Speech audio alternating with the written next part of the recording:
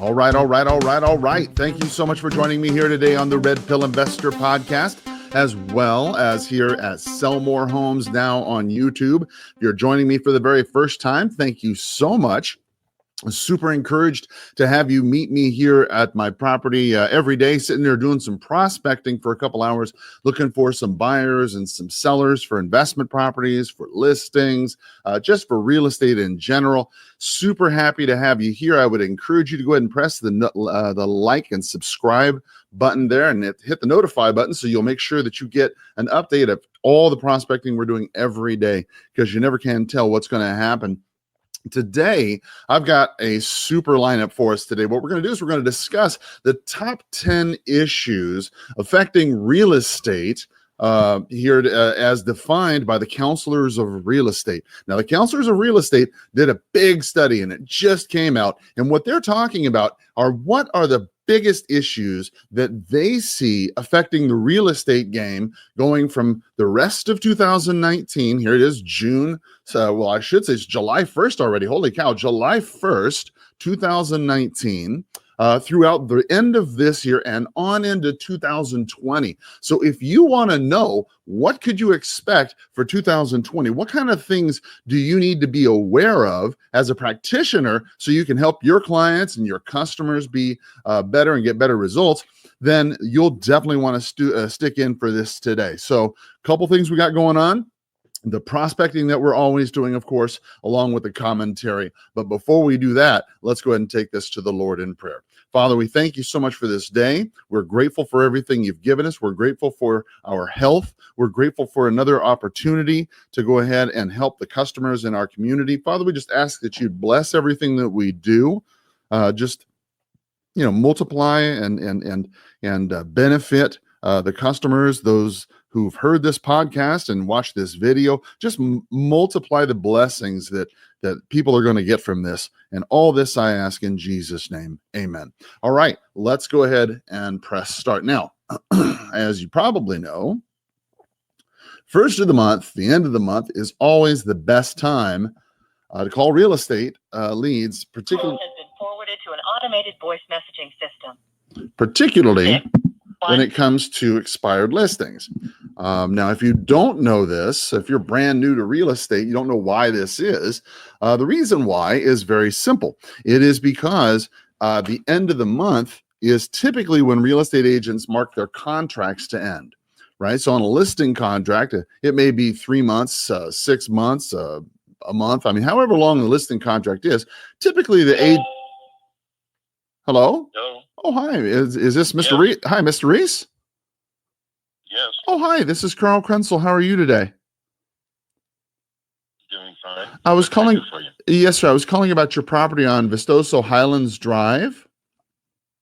Yes. Yes, sir. I noticed it came up as an expired listing this weekend. I was just calling to see what your plans were with that property.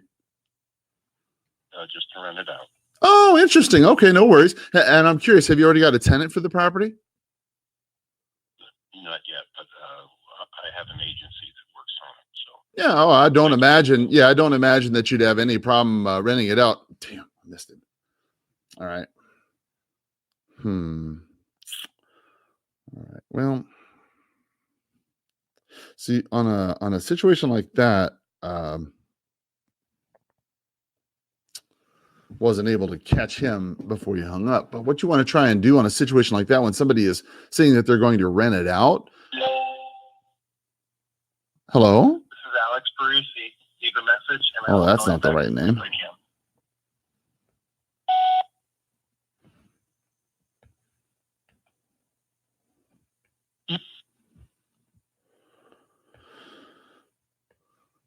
All right, there we go.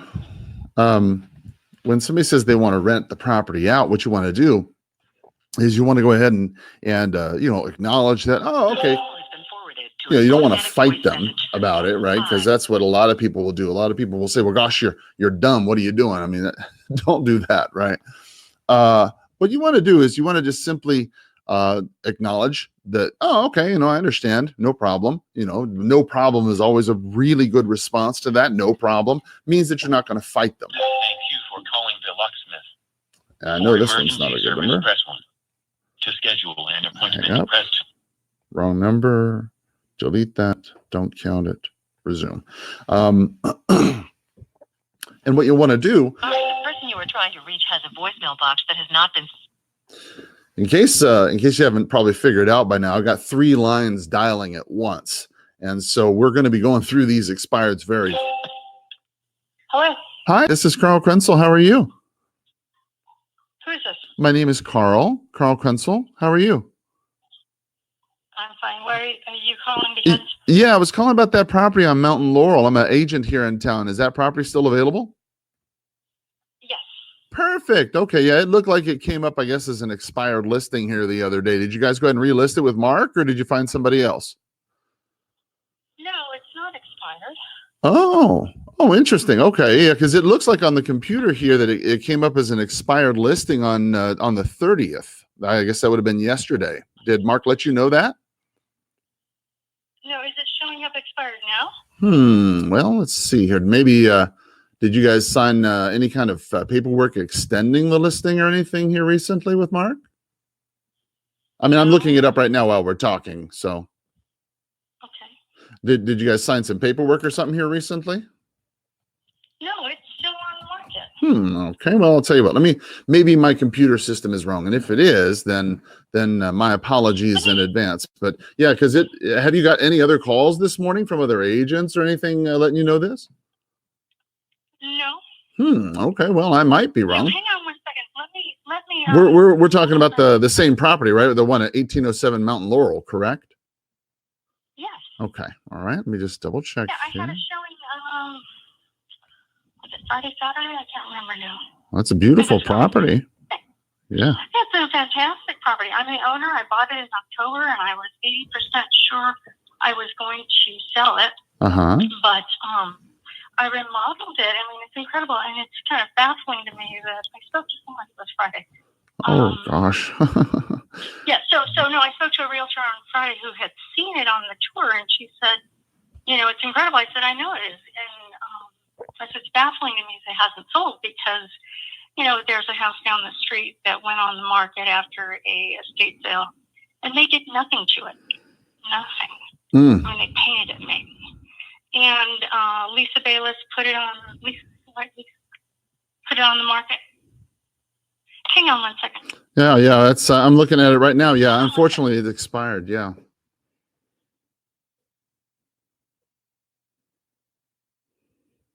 Are you there? Okay, I think she took another call. It's probably another realtor calling her. So, what I'm doing right now. Is there? Yeah. So Rob Lamb just called me too. Yeah. So basically, here's what's going on. It's 8:21 in the morning. All the realtors have woken up, and they have realized that your property is now. This property exists? Well, no, that it actually expired. And so what's happened is now they can legally talk to you. See, prior to this, we could not legally call you simply because you were under an exclusive agreement with him.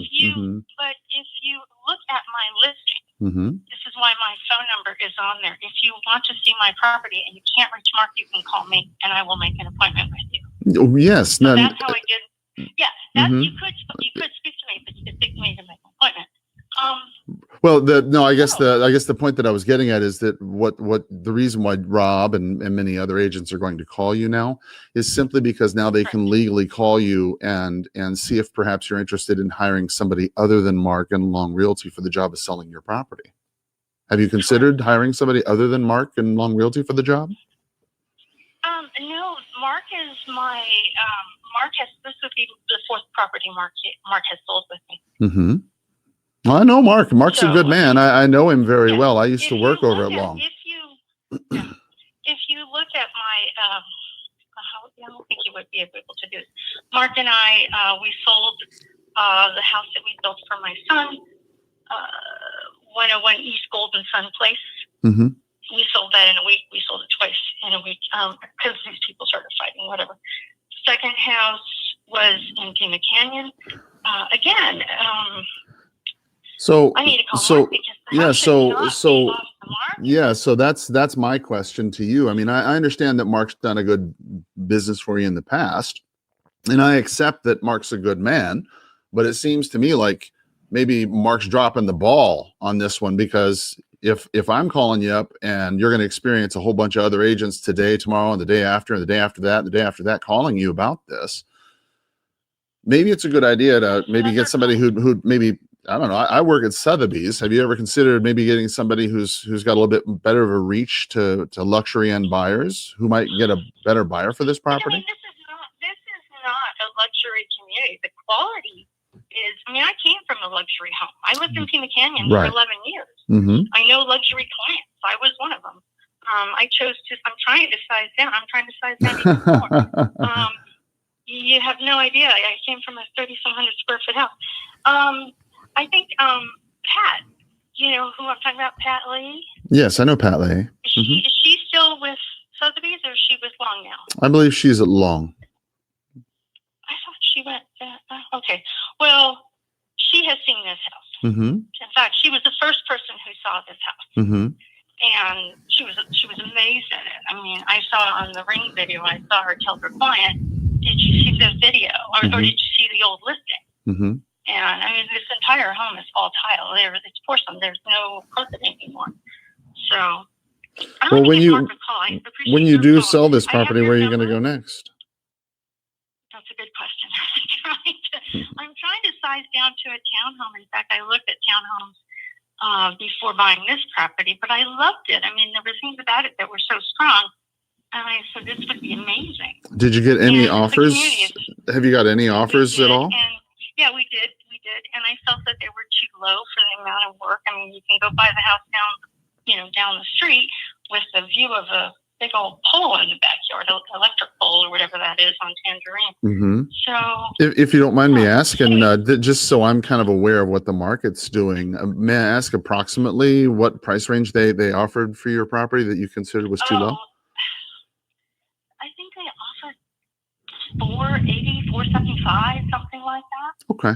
All right. And I mean, yeah, it was just ridiculous. I mean, I don't have a pool, but I don't think, I mean, the property is big enough to put in a pool. It's big enough to put in a barbecue and bikes. I mean, you can do whatever you want in the backyard. Okay. I've already had a pool. I've already had a barbecue. I've already had a fountain. I don't need all that. Okay. That's why does the property appeal to me. So. All right. Well, listen, I wish you nothing but success and best of luck to you. Okay. Tell me your name again. Yeah, it's Carl. Carl, Karl. And when you say hi to Mark, just tell him Carl said hi. Okay. He knows who I am. We used to work over there at Long Realty. Carl Krenzel or Carl K. He knows who I am. All right. So, yeah.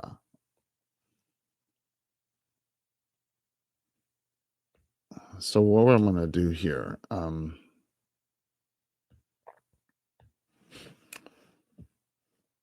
this particular lady bought this property about a year ago, and she's done some work to it, and she put it on the market. She bought it for like I'm looking at the multiple listing history. Yeah. So she bought it in October of 2018 for $415,000. And now here it is 8 months later. She's done some work to the property. I guess really it was 4 months after that. She put it on the market February 19th, 2019 for $525,000. So a full $110,000 more than she purchased it for 4 months later. So she bought it. And then 4 months later, after doing some repairs, put it on the market $110,000 more than what it was before. Okay. She did some repairs to it, made it look good, got an offer. And she said it was what, 470, 475, 480, something like that. She felt it was too low relative to the work that she put into the property. And here she is expired at $489,000. That's an objective lesson for you folks out there when you're talking to people, that you need to accept their first. Many times the best offer you get is going to be your first one.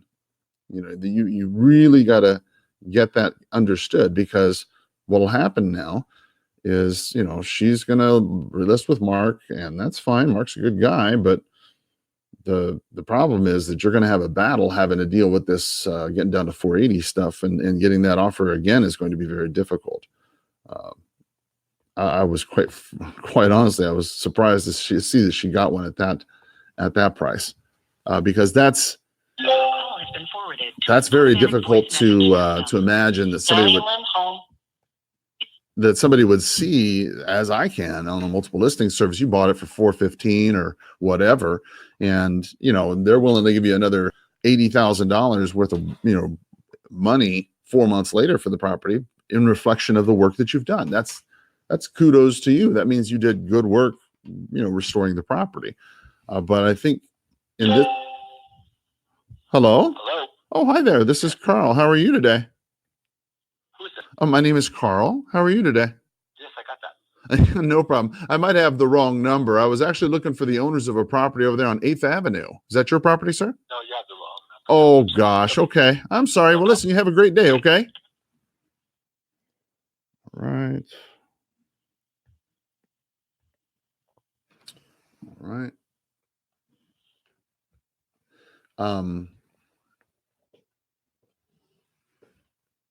I probably could have pushed harder on that one. However, sometimes when people have been. Hi, this is Carl Krenzel. How are you? Hi, my name's Carl. Can you hear me okay?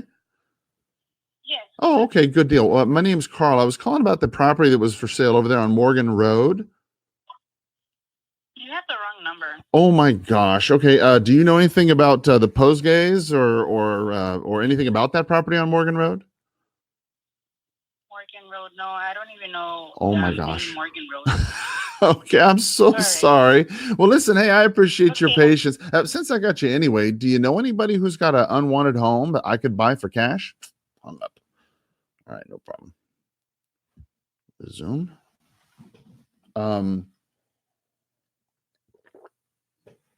So let's jump into these top 10 issues. Call has been forwarded to an automated voice messaging system. Let me get rid of some of these boxes for the multiple listing service where I was looking that lady's property up. And then we will hop into the news real fast.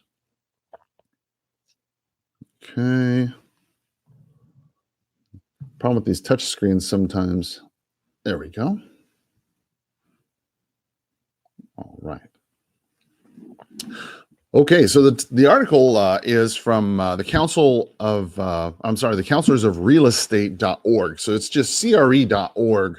It is a brand new report that they put out. It's entitled the 2019-2020 Top 10 Issues Affecting Real Estate.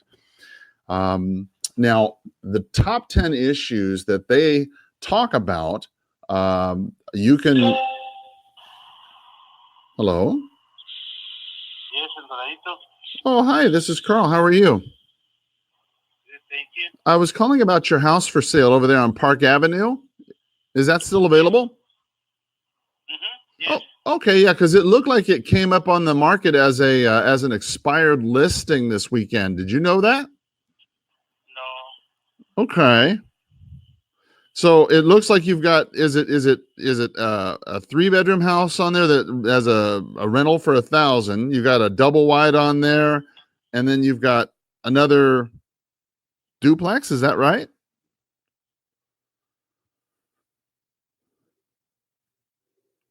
Mr. Montillo? Okay. Well, to be honest with you, I'm not really going to call that fellow. I'm not particularly interested if it has a mobile home on there. I'm not trying to be a snob. Don't get me wrong. It's just a matter of boundaries. I think many times you can spend an awful lot of time trying to deal with something like that. If it's got... Hello? Hi, this is Carl Krenzel. How are you today? Oh, I'm fine. How are you? I am better than I deserve. Thank you. I'm not certain if I have the right person. I apologize. Are you the lady who owns that home on Camino Cartamo? I used to own it a long time ago. Oh, interesting. I don't. Okay. Okay. Well, no worries. Well, that's a shame because it sounds like you're a really nice lady to talk to. I guess I got the wrong person. I'm sorry. Yeah, I think it's up for sale again. I don't understand why it's a beautiful house. It looks like it. All right. Well, no worries. Well, listen, I appreciate your time. And since I've got you anyway, do you know anyone who's got an unwanted home that I could buy for cash? No, everybody I know loves where they live and they don't want to sell. No worries. Well, listen, I appreciate your time and I hope you have a great day. Okay. Thank you. Thank you. Bye bye.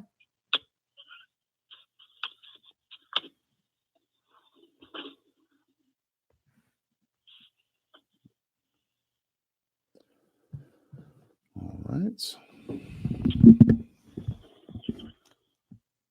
So let's go ahead and dial in here.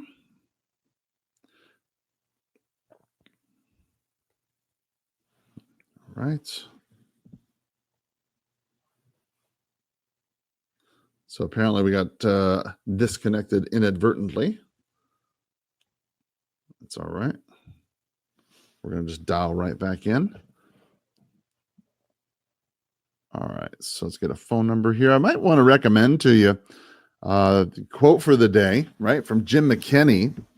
This is a really good quote. It says, half the game is mental. The other half is being mental. Half the game is mental. The other half is being mental. When you think about it, that is the absolute truth about what we do. You got to have that mental fortitude to hang in there when things aren't going well, right? I mean, it's a mental game. It's a matter of having tricking yourself into continuing to go on, and then being mental enough when everybody else is telling you to quit. You have to have that mentality that you're not going to quit and that you're going to keep on going, even though it's going to be painful. So half the game is mental, the other half is being mental by Jim McKinney. So here we are dialing back into those expireds and canceleds again. So let's. Hello? Hello? Let's see here. Make that no answer. I accidentally locked that button there. There we go. Unlock that number. Resume. There we go. So the top 20 issues here. First issue that they've come up in their May 2019 survey, more than half of the responding counselors ranked infrastructure as one of the top 3 issues affecting the real estate industry.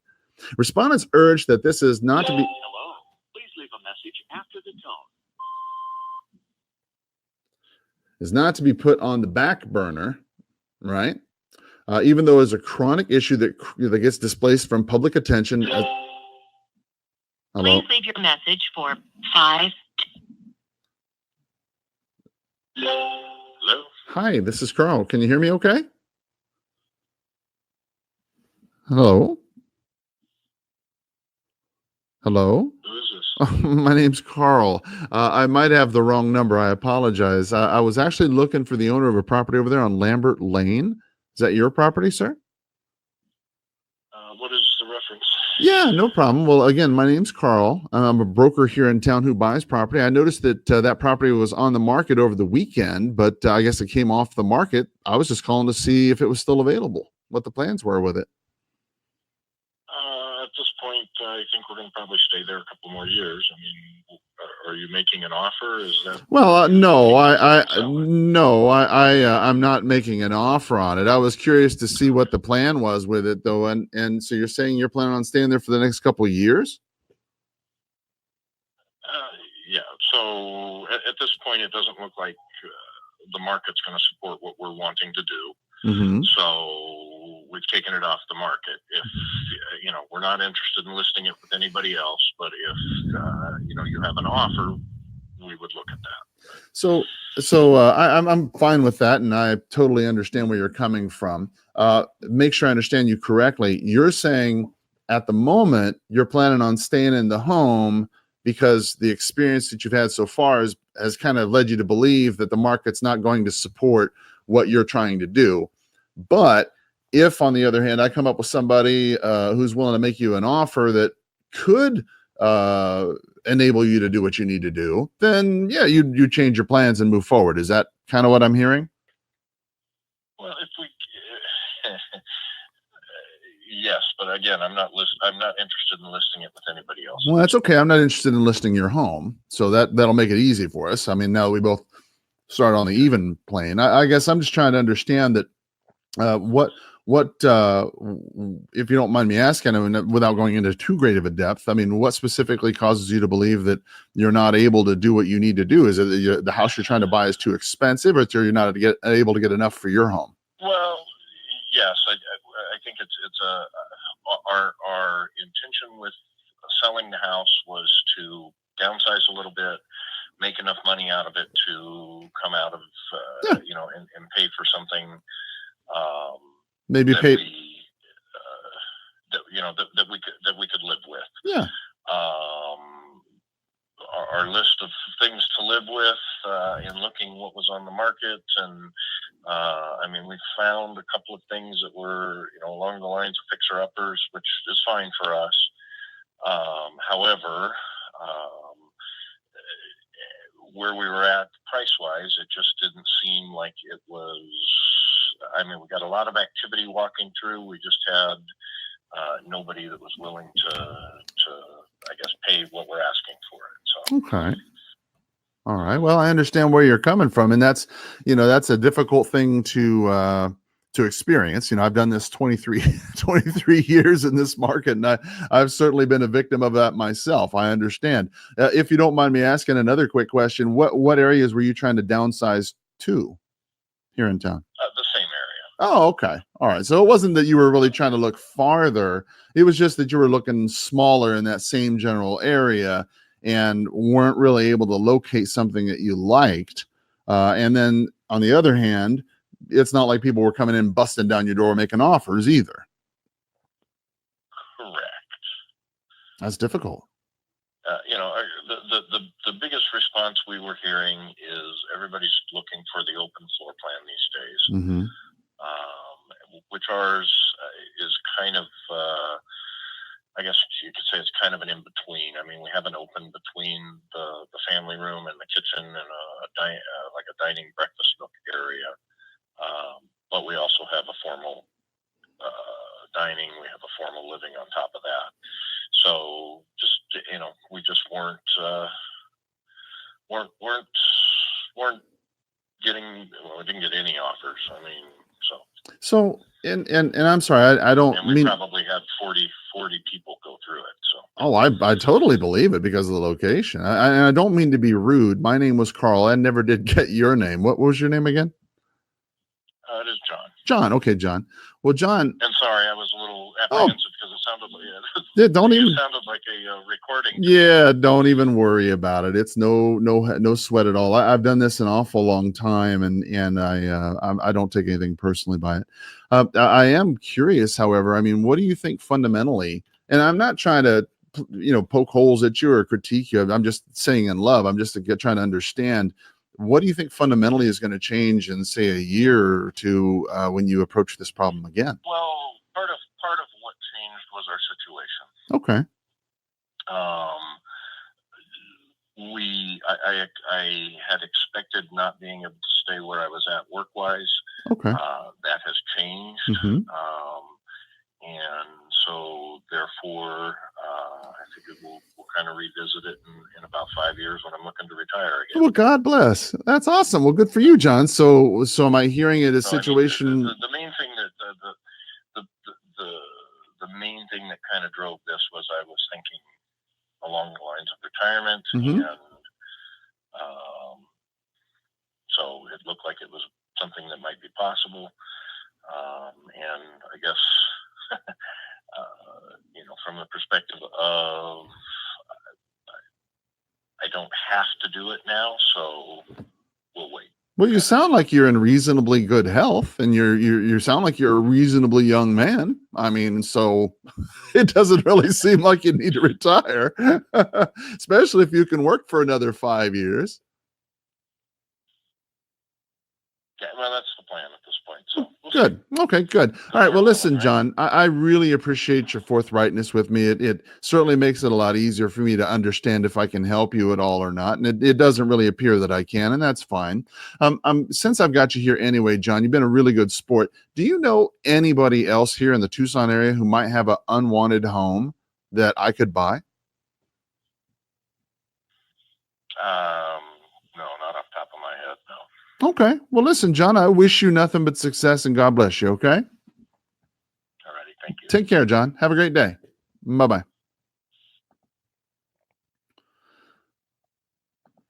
Okay. Again, a situation where I could, probably push to see if you can make an appointment or something. But it doesn't seem like. Hello? Hi. I'm not sure if you can hear me. Can you hear me okay this time? Yes, I can. Oh, good. Sorry about that. My phone was acting up a minute ago. My name's Carl. I'm a broker here in town. I was calling about a property you had for sale on Westmoreland. Is that still available, or did you end up selling that, or whatever happened with that? It is, matter of fact, it's going back on the market as we speak. Hallelujah. Paperwork. Hallelujah. And I am giving a $10,000 bonus to any agent that brings in a buyer. Outstanding. Outstanding. And may I ask, is it going back on the market with Joy, or is it with a different agent? It's my home, and you did call Joy. Oh, well, So perfect. Well, then that makes it easy. All right. Awesome sauce. Okay, cool. Well, Joy, well, then I appreciate it. As a matter of fact, I think I drove by it just the other day, I think. So it looks awfully familiar to me. I was out in that neighborhood. There was a property a fella had for rent. I want to say it was over there off of, 119 Westmoreland or something like that. It's like it's like two houses, but it's really split up into three. And it's a real mess. And I was over there looking at his house the other day, and I could have swore I saw your name on that sign. You got your name out there? I have both of the properties, both of them that are on the corner. So there's one on Westmoreland and one on Franklin. And then I just listed another one on Estrella. Okay. Off of Grant and Glen. Okay. So, but all of them have bonuses. Right on. Anybody brings in a buyer. So if you can think of anybody. Well, Joy, I certainly will. And since I've got you here anyway, I know you've been in the market here for a good long time as an agent. It's certainly as long as I have. Do you know any of your clients or anybody offhand who's got an unwanted property that they would just want to sell for cash? Matter of fact, it's a commercial property. I'm meeting with the owner on Thursday, and it's mainly like for an apartment complex or something like that. Okay. So I'll have more info on Thursday, but it's a huge piece of property. Is that a fact? All right. Well, let me give you a jingle on Thursday, and give me a call on Thursday, and I'll give you the information. Okay. Yeah, we'll do. And is this number a good number to reach you at? This number right here? It is. Okay. Yes, it is. All right. Well, then I'll give you a jingle on Thursday, and we'll see what we can come up with. Okay. Sounds good. Have a great day. Thanks, Joy. Have a great day. Take care. You too. Bye-bye.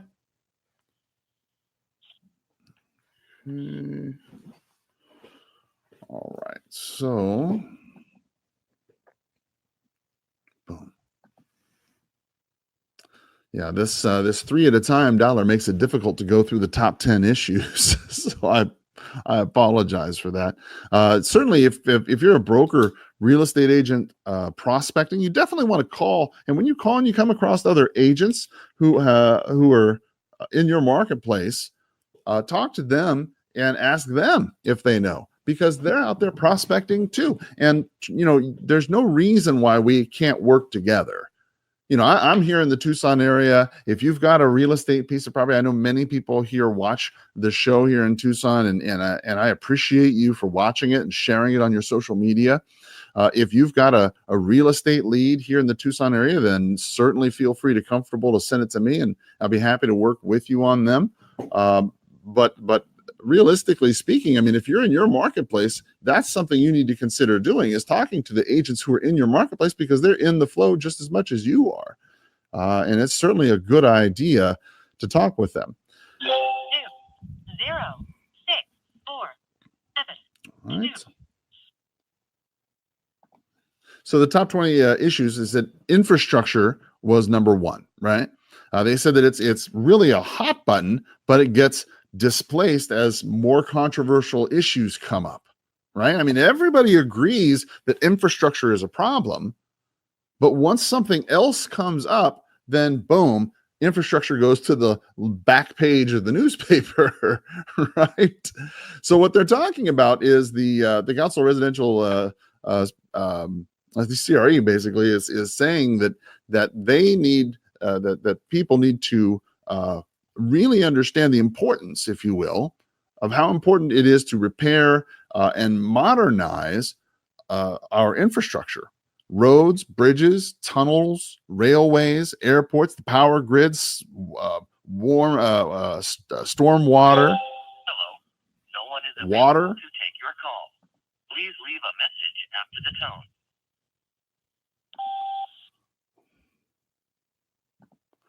I mean, all of these systems that are in your city, are very, very old. Bridges, railways, waterways, stormwater, it makes it difficult because when the infrastructure starts to crumble, it begins to thwart the economic growth.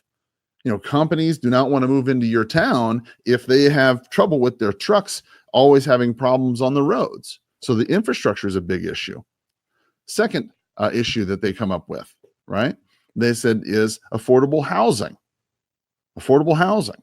And they said that the counselors have expanded the discussion of housing as a top 10 issue beyond the dimension of affordable housing this year. While affordability is central to the discussion, they wanted to stress that their concern is not simply with lower income or even lower middle income housing. What they're talking about is that it's difficult for people to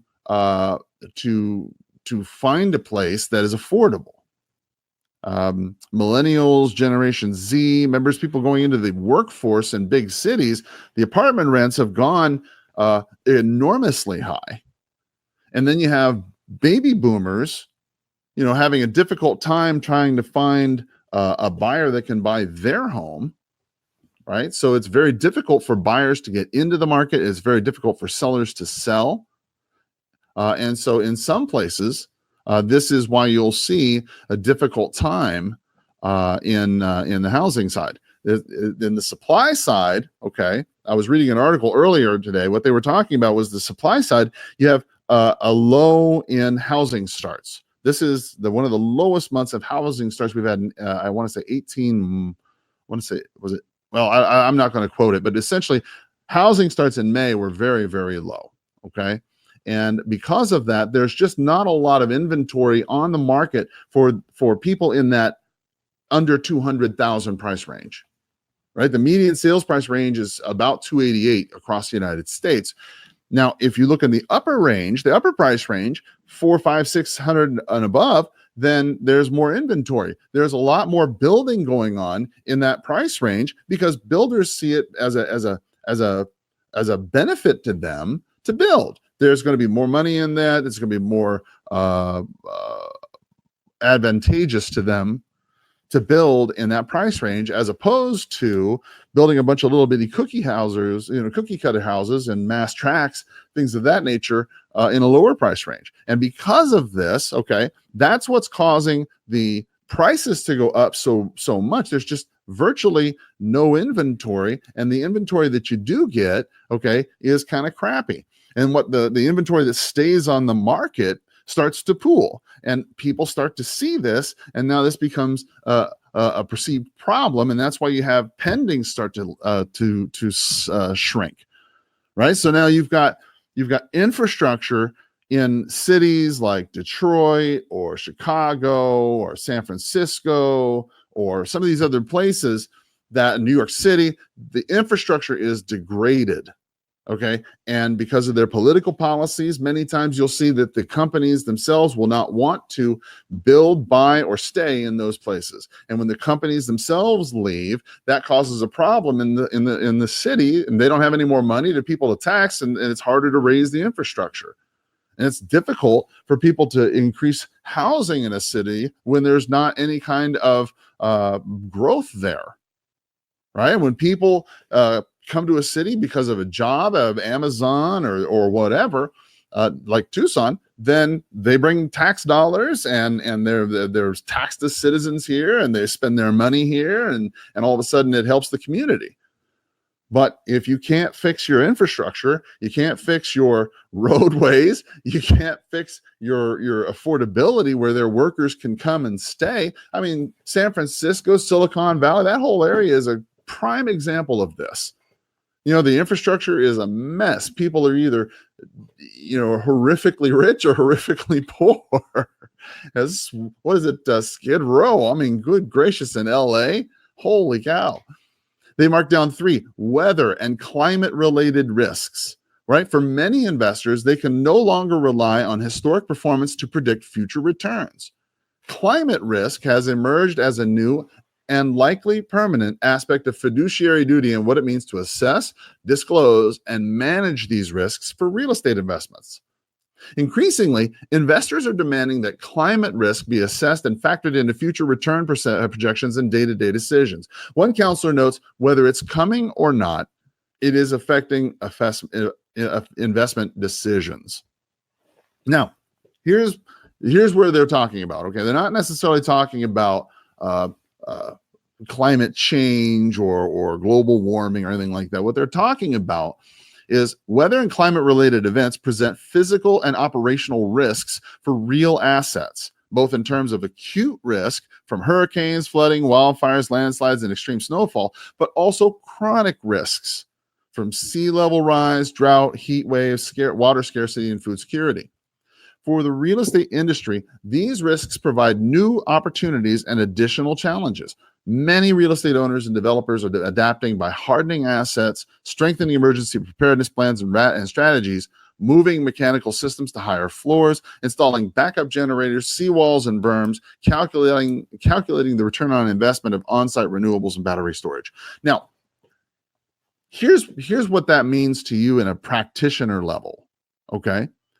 If you live in an area that has an awful lot of, like in Arizona, okay, if you live in an area that has an awful lot of monsoon activity, like we do, like this time of year, you're going to see a lot of extreme heat, right? It'll be 110, 112 during the day, and then in the afternoon, you're going to have some violent afternoon weather. You're going to have some violent rainstorms, right? These rainstorms will have lightning and possible flooding in areas, and that can be of critical importance to somebody if they're living here in Tucson, let's say out by 3 Points in the southwestern part of Tucson, out by the Casino del Sol, the Indian casino out there.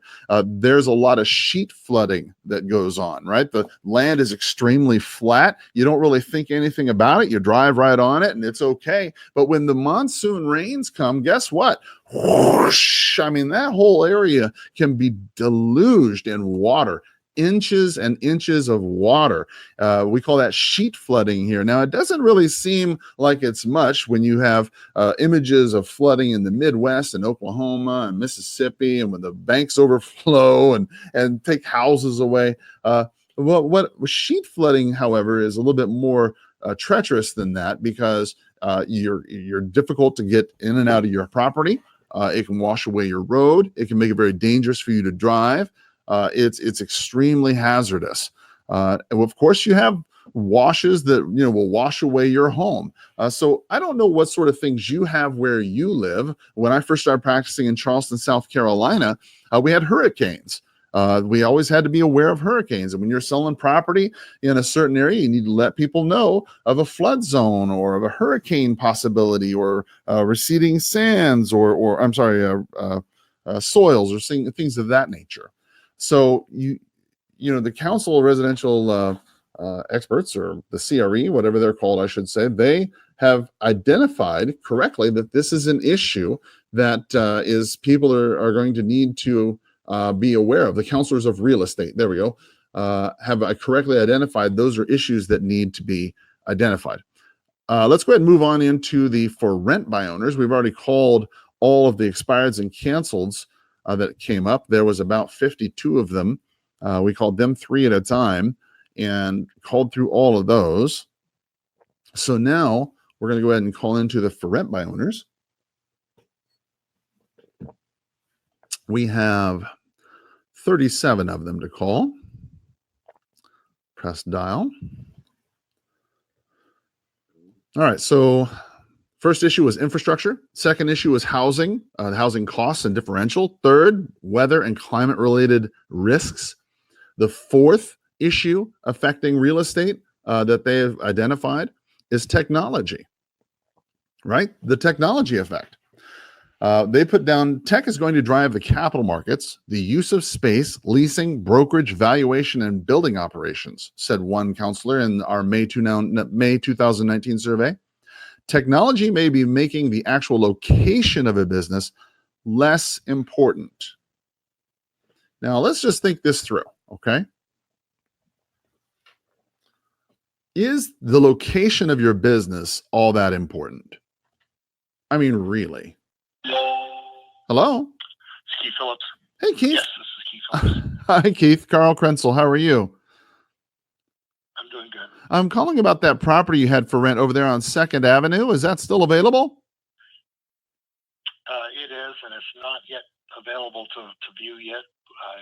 The tenants are still there. So, Okay. but No, it's still available. no problem. Yeah, that's no problem at all. Again, my name's Carl Krenzel. I'm a broker who invests here in town. I work with a lot of buyers, sellers, investors like yourself. I'm just calling to see what the long-term plan was for that property. We've owned the property for about 30 years and don't really have any plans to sell. Nah, I don't blame you. That's a great little spot over there. Is that the only one you got? There's actually no. I own 8 here in Tucson, and that one actually has 3 on that full lot. So. Oh, really? Oh, wow. He's thinking about selling it. Yes. Yeah, I don't blame you at all. I'm curious. Have you ever considered doing like a 1031 exchange and buying up like to a triplex or something like that with those? Well, we're considering a 1031 to buy some properties in Colorado. Oh, okay. All right. Are you planning on selling any of these properties here to do that? There's a property over south of the university that we may do. Interesting. That's still just a preliminary discussions. Yeah. Yeah, no worries. And I'm curious, has anybody kind of given you an idea of what that might sell for in the open market today? The one over on 7th Street, no, we just got the front house we re-rented, so it's just kind of a casual conversation at this point in time. Oh, yeah, no, I understand. Well, and I'm sorry, my name was kind of a reference point to that. No problem. I'm sorry, my name was Carl. I never did catch your name. My name is Keith Phillips. Keith, okay, well, Keith. Managing partner of this LLC. Oh, okay. Well, pleasure to meet you, Keith. Well, I'm wondering, Keith, with that other place, would it help you at all if I did a little research on it, just kind of gave you an idea what I thought the open market might give you for something like that? Would something like that help you? Well, as long as you understand that we're quite a ways off from making a decision about that. Yeah. We talked about it briefly. My home properties in Colorado, of course, the market is dramatically better there than it is down here. So we're talking about maybe moving some things Sure. up there. Well, and I don't mind that at all. And here's the way I look at it, Keith. I've been in this game here in Tucson 23 years. I know many of the investors here in town, and one way or the other, I always try to make it a service to you to give you the best information I can. And then if you can use it, great. If not, well, then maybe you might know somebody who's got an unwanted property that I could buy for cash. Maybe who knows, something like that'll work out. Sound fair? Okay. Real quick, why don't I do this? Why don't I get a quick email from you here? And what I'll do is grab the email and I'll grab the address. I'll do the research and I'll send it over to your email. Is that okay? Okay. What's a good email to send that to? Okay. And is that with Key or Keith? Okay. All right. Oh, very cool. All right. At Yahoo, did you say? Okay. And you said the property address was what again?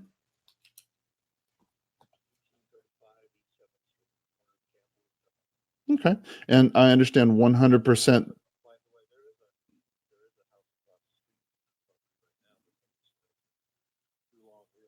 Okay. Mm-hmm.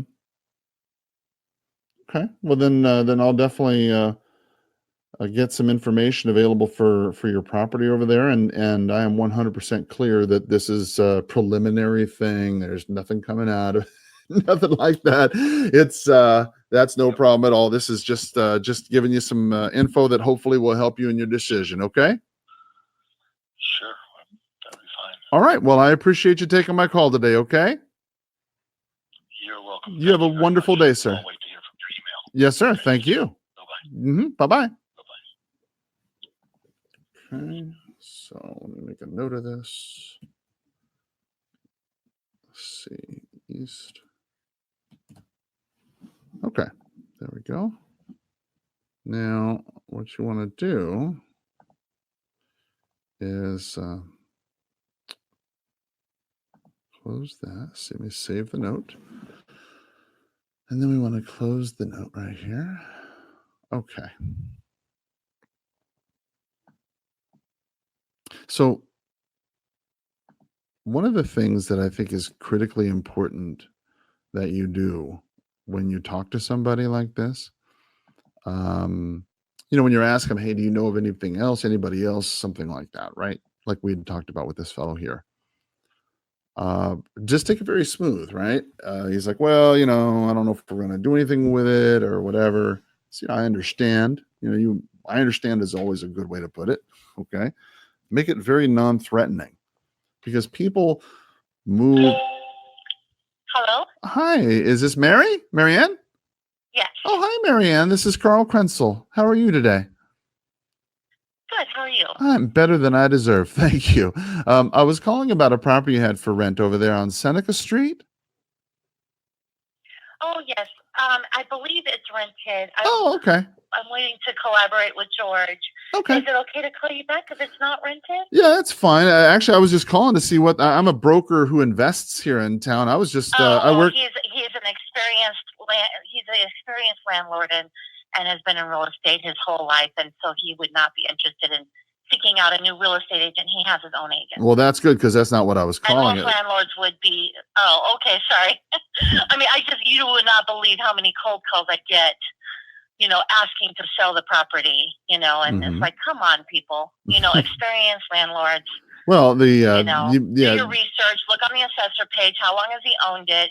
Come on. Well, the reason why I'd called was to see if he had actually considered selling it for cash to me. But if he's not interested in selling it, do you know of anybody else who might be interested in selling an unwanted property? Well, do you see the email? I mean, and then so that would be great, right? I mean, what you would do, I think, is see that email that is associated with the ad? No. Just send an offer.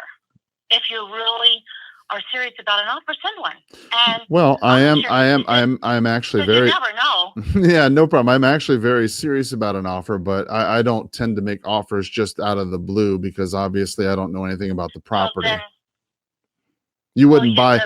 The information about the property is all online. Well, that's true. You wouldn't. Let me ask you a question. I mean, this is non-related, of course, but I'm curious. Would you buy a gallon of milk that you just saw on the shelf, or would you want to check it and make sure? Would you check? If I was serious about making an offer about a property, I would research the property first. And that's why I was calling to see if I still like the property, I would make an offer. But I wouldn't bother the leasing agent. Well, I didn't realize you were the leasing agent for one. So that's my bad. All right. My bad on me. But listen, I appreciate you. And I you hope know, you have and a great day. and it's, Okay, don't I worry. mean, no, but do you see what I mean? So what questions can I answer for you None. about the property? You can answer none for me, Marianne. But I appreciate your Okay, time. because I think you really wanted to list it for No, sale. I don't. Trust me. That's The what, last. and you would not believe Trust me. how Trust many me. calls we Trust me. get. Believe you me. The last thing I want is a 1-bedroom, 1-bath, 660 square foot listing. Oh, well, so you didn't research the property at all. So it's on a parcel with 8 units. Yeah. And it's See, in there we Glenwood. go. And So so it looks like it's just a mixture of yeah. information. Okay. You Don't really, before just. you cold call people, do your research. Marianne, Okay? Marianne, you Okay. even know me, Marianne. You know me personally. I don't know why you're even talking to me this way, but that's okay. You have a great day. Because you're the 10th call I fielded, and I'm a busy person. It's frustrating. Okay. Well, listen, you have a great day. Take care. Bye-bye. Oh, agents. It's so tiresome sometimes. You know. Hello, this is Mariana. Hi, this is Carl Krenzel. How are you today? I'm doing good. Who's this? My name is Carl. How are you, Mariana? Carl. I was calling about your property that you had for rent on Tar Heel Place. Is that still for rent? It's still for rent, yes. I don't have a contract yet. Okay. I have people looking, they're going to come to look at it today. Okay. Would you like to look at it? Well, actually, I'm a broker here in town who buys property. I was calling to see, I work with a lot of investors and owners here in town. I was calling to see what your long-term plan was with this property. Oh, yeah. This is an income property. We're just going to keep it. Yeah. About how long have you folks owned this property? Have you owned it as an investment property for long? This was our property where we raised our girls, and so now we moved on to another property. Oh. And so now we're just renting it out. How nice. Okay. Do you have any other rental properties? I have one more. Yeah, and I'm fixing another one up. Oh, wow. Okay, great. I'm curious, Mariana, when was the last time you had an appraisal or a market analysis done to see what that property is worth? The one that yeah.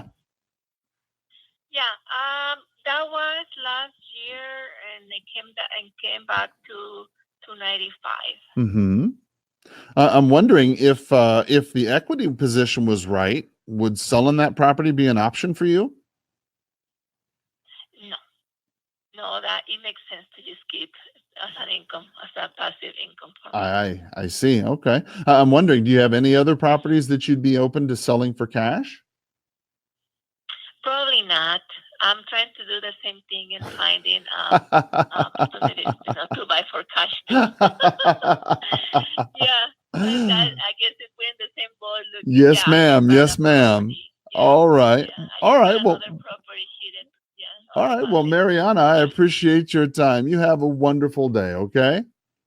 You too, sir. Thank you. Bye-bye. All right. Okay. Let's see here. Technology effect. Hi, this is Carl Krenzel. How are you today? Hello. You're calling from where? Oh, yeah. My name's Carl. I was calling about that property you had for rent on Deer Dancer. Yeah, that actually got rented. Oh, okay. All right. No worries. Well, listen, I'm a guy who buys property here in town also. Do you know of anybody else who's got an unwanted property I could buy for cash? No. Okay. All right. I mean, I'll sell it to you for the right price. I appreciate. How about 500? I appreciate that, Justin. I appreciate that. If I did that, I'd be out of business in a week, though. I'm just, you're interested, so I figured I'd make you an offer. I appreciate your humor, Justin. I appreciate it. That's no problem at all. All right. Well, listen, you have a great day today. Okay. Thank you. Thank you. Yes, sir. Take care. Bye-bye. All right. Resume. This is the half of the game right here where it's mental, where you can't.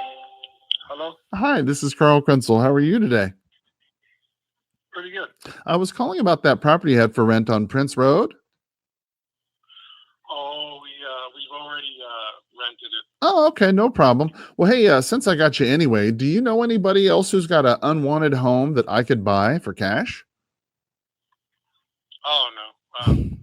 Not right now. Okay, great. Well, listen, I appreciate your time and I hope you have a great day, okay? All right. Thank you. Take care. Bye-bye. All right. Whew. Technology effect. Point number 4, right? Said it's no surprise that technology.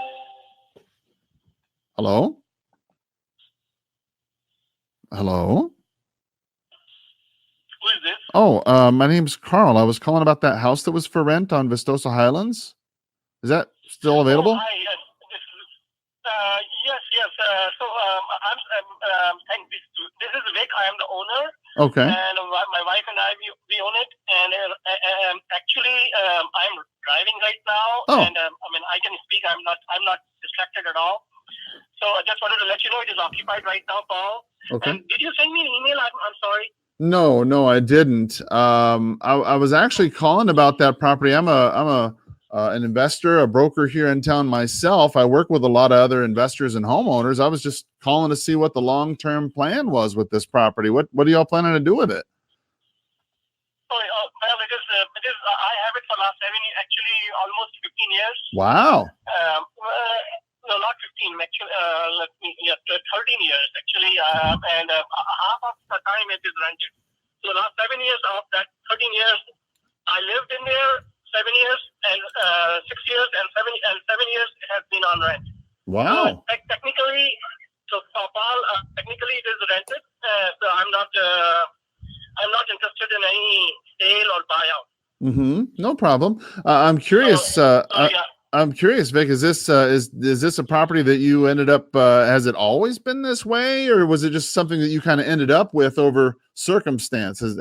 Did you buy it with the intent of renting it out? I have lived. It was my residence. It was my residence for 6 years, and for the last 7 years, I have rented it out. So I live elsewhere. Okay. All right. Great. So, Do you have any other rental properties? Yes. I have in Midwest. I have a couple. So that's where I lived. So I still own some rental property there and some. Well, Vic. And I have some farmland on sharecropper in Koji. Well, the reason why I asked, Vic, is have you ever considered doing a tax deferred 1031 exchange on your property? So maybe you could use that money to buy something bigger, like a triplex or a quad or something like that. What do you mean by 1031? Yeah, so I'm just guessing because I'm an investor too, and I've had this problem where you have a property here and you have a property over there and you have a property out of state, and sometimes it's a little bit difficult to manage all that stuff. And what you can do, there's a provision in the tax code that you can sell those properties that are income properties, and the money that you make from it, the capital gains, is tax deferred, and you can take all that money and put it into say a triplex or duplexes or something like that in town where where you are or wherever you want, really. And it's just the way that a lot of investors, smart investors I know, what they do is they take that as a way to grow their money. Instead of having a bunch of little bitty greenhouses in Monopoly, well, then you just tax defer a way to buy a hotel, so to speak, in the Monopoly game. You know what I mean? Right. So what happens to my existing property? Yeah. So essentially, what I mean, it works on whatever properties you want to work it with. I mean, if it's an investment property, so let's say the Vistosa Highlands place, let's say, and then the other place in another state you mentioned, I think it was in, what was the other state? Kansas. Kansas? Right. What part of Kansas? What part of Kansas? Always. No kidding. I'm from Hutchinson, Kansas myself. Okay. All right. Well, anyway. I went to Pittsburgh State. I graduated from Pittsburgh State. Is that a fact? Okay. Well, good deal. Okay. Well, let's say that you wanted to sell your property let's say you wanted to sell your property in Kansas, and let's say you wanted to sell this property in Vistoso Highlands, right? So what you would do is you would go ahead and list your property for sale. You get them sold. The money would go to what's called an exchange, a 1031 exchange person. They would hold the money for you in a trust. And then you have a certain period of time to find the property that you like. Let's say it's a triplex, let's say, right? That you like here in Tucson.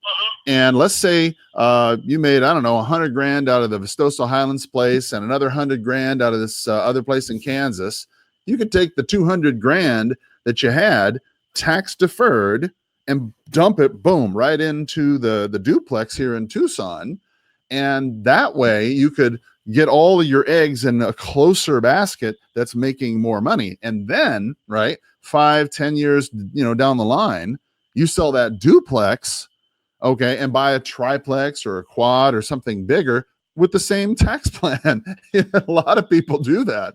And that way you can, instead of having all these little bitty houses all over the country, you can have a bigger place, central to where you go. And it's, you can Google it if you'd like. It's called 1031 exchange, 1031 exchange. That's just the tax code provision is provision 1031 in the tax code. Okay. Yeah, thank you. Actually, I have to check with my CPA. Yeah, talk to your CPA. Talk to your CPA, and I don't want you to make any decisions or anything like that, but definitely talk to your CPA about it, and then they'll tell you all about what I'm telling you about. They'll back it up, and then let's do this. Let's talk again. And then maybe we can figure something out that might make sense for you. Would that help? Yeah. Well, I'm not too much excited about this fall. Actually, the main reason is because I have been very fortunate that my both properties are back to back, always occupied. Okay. I have no trouble finding anyone. The moment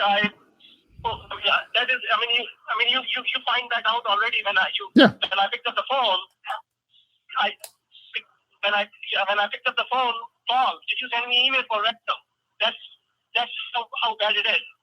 Because there are people staying there. I don't want to disturb them. They are living there for the last 3 years, and they are leaving in a month or so. They are vacating, and I have run a ad, and I think that's how you found out my number. Mm-hmm. That's fine. And you are the only one who has called me with this kind of interest. Perhaps most of them are rental, and you will not believe I don't have time to show that property. People are waiting there. So that's the thing. Yeah. That is. I mean, I have a lot of realtors. I'm a Mason also. I'm a Mason. Mm-hmm. And, a lot of Masonic brothers. It's a fraternity. They're all realtors, and they are saying, Vic, do not. They told me, Vic, don't sell it if it is occupied.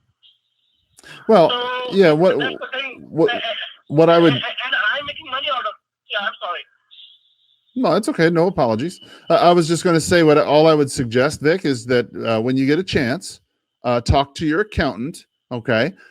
Because I agree with you that you don't want to disturb your tenants and you want to keep making, you don't want to upset the boat. I get it. You don't want to upset the apple cart. If it's making money, you don't want to break it. I get it. The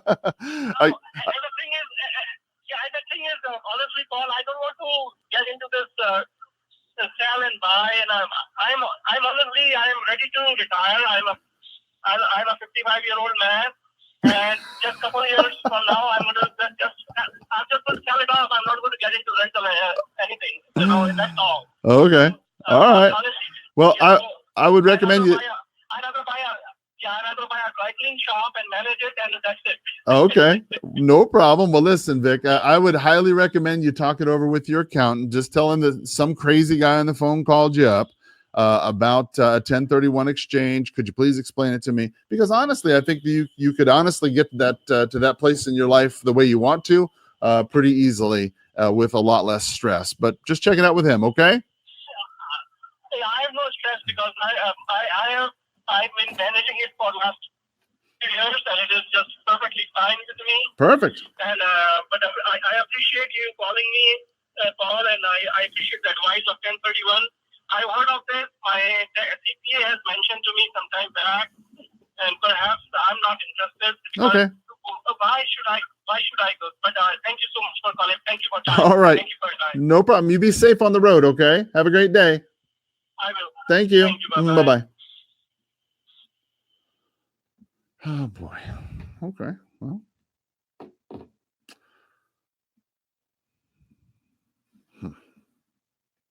Back to the dialing. All right. Let's see. Number 4, the technology effect. It's no surprise that technology is a top 10 issue since it affects nearly every area of our life, and the business of real estate is no exception. Hi, this is Carl. How are you today? I'm not sure if I have the right place. I apologize. I was looking for the Rescones. They own some property over there on Budmore Terrace. Is that your property? Oh, yeah, this is fun. Oh, okay, great. I noticed it was for rent. Is it still available for rent, or did y'all fill that vacancy? Yeah, we're actually in the process of completing it. Okay, all right, no worries. Well, since I got you anyway, do you know anybody else who's got an unwanted property that I could buy? Oh, I don't know, but we're not selling our property. Well, no, because you've rented it out. No worries. Yeah. Have a we're great not day. selling it. Thank you. Take care. All right. Hello. Please state your name after the tone. Right. Hello. Please state your name after the tone. Not going to do that.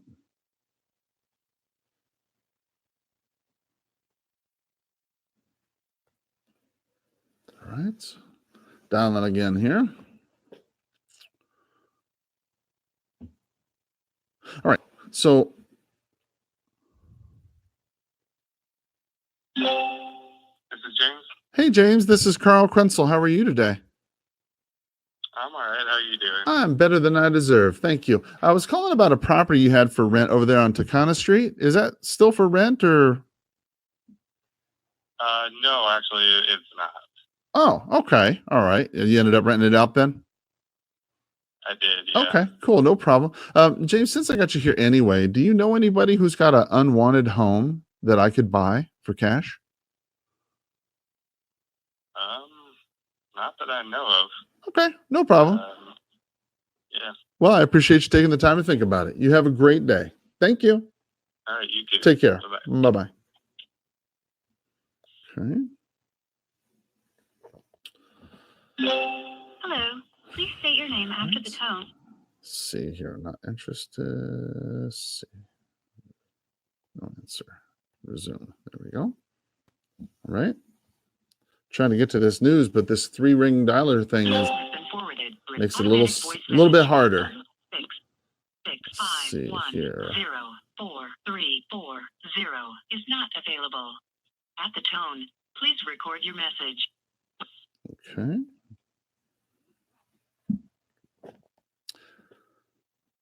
The good thing about this. Hi, this is Tyrus with Caption Call. Leave me your name and. The good thing about this, the Red X dialer, is that it is super fast. When you put it on, Hello. Please state your name after the tone. when you put it on 3 dials at a time, this thing just, I mean, it's just spitting through the numbers. And you can slow it down. You don't have to go to all 3 numbers. You can go to 2. Please leave a message. You can go to 2 or 1 or all 3 if you like. But I like having all 3 run at all times because it's just a lot more efficient. Let's see what that is. Okay.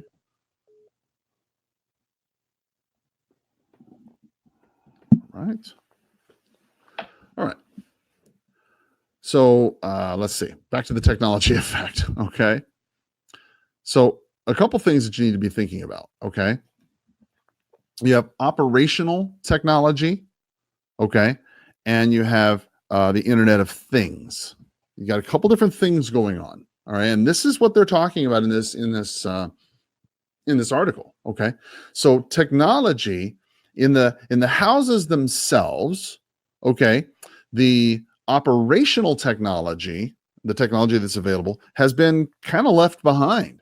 All right. And when we're saying operational technology, what we're talking about is things like HVAC, elevator lighting, parking, computer service, things that need computer servers, operating systems, protocols, LAN, local area networking, remote internet access, things like that.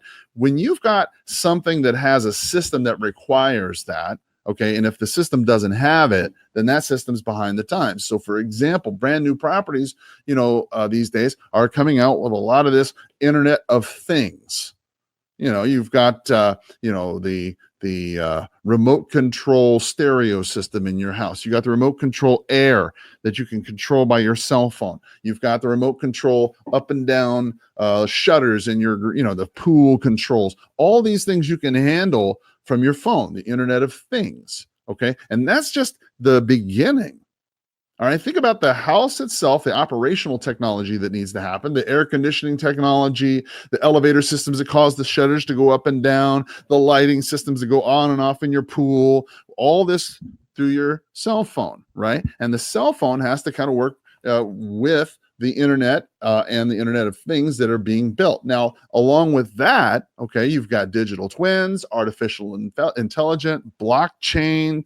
All of these things are really starting to come to the forefront, okay, of real estate. All right.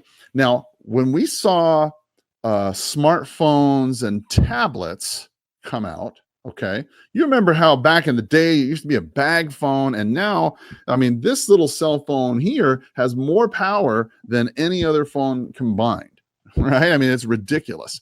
And when you think about it, tablets and things of that nature have become a lot smaller, a lot faster, okay, and a lot cheaper. And it's going to be the same thing when it comes to the Internet of Things and things in the house and the technology and the way that it's meshing together.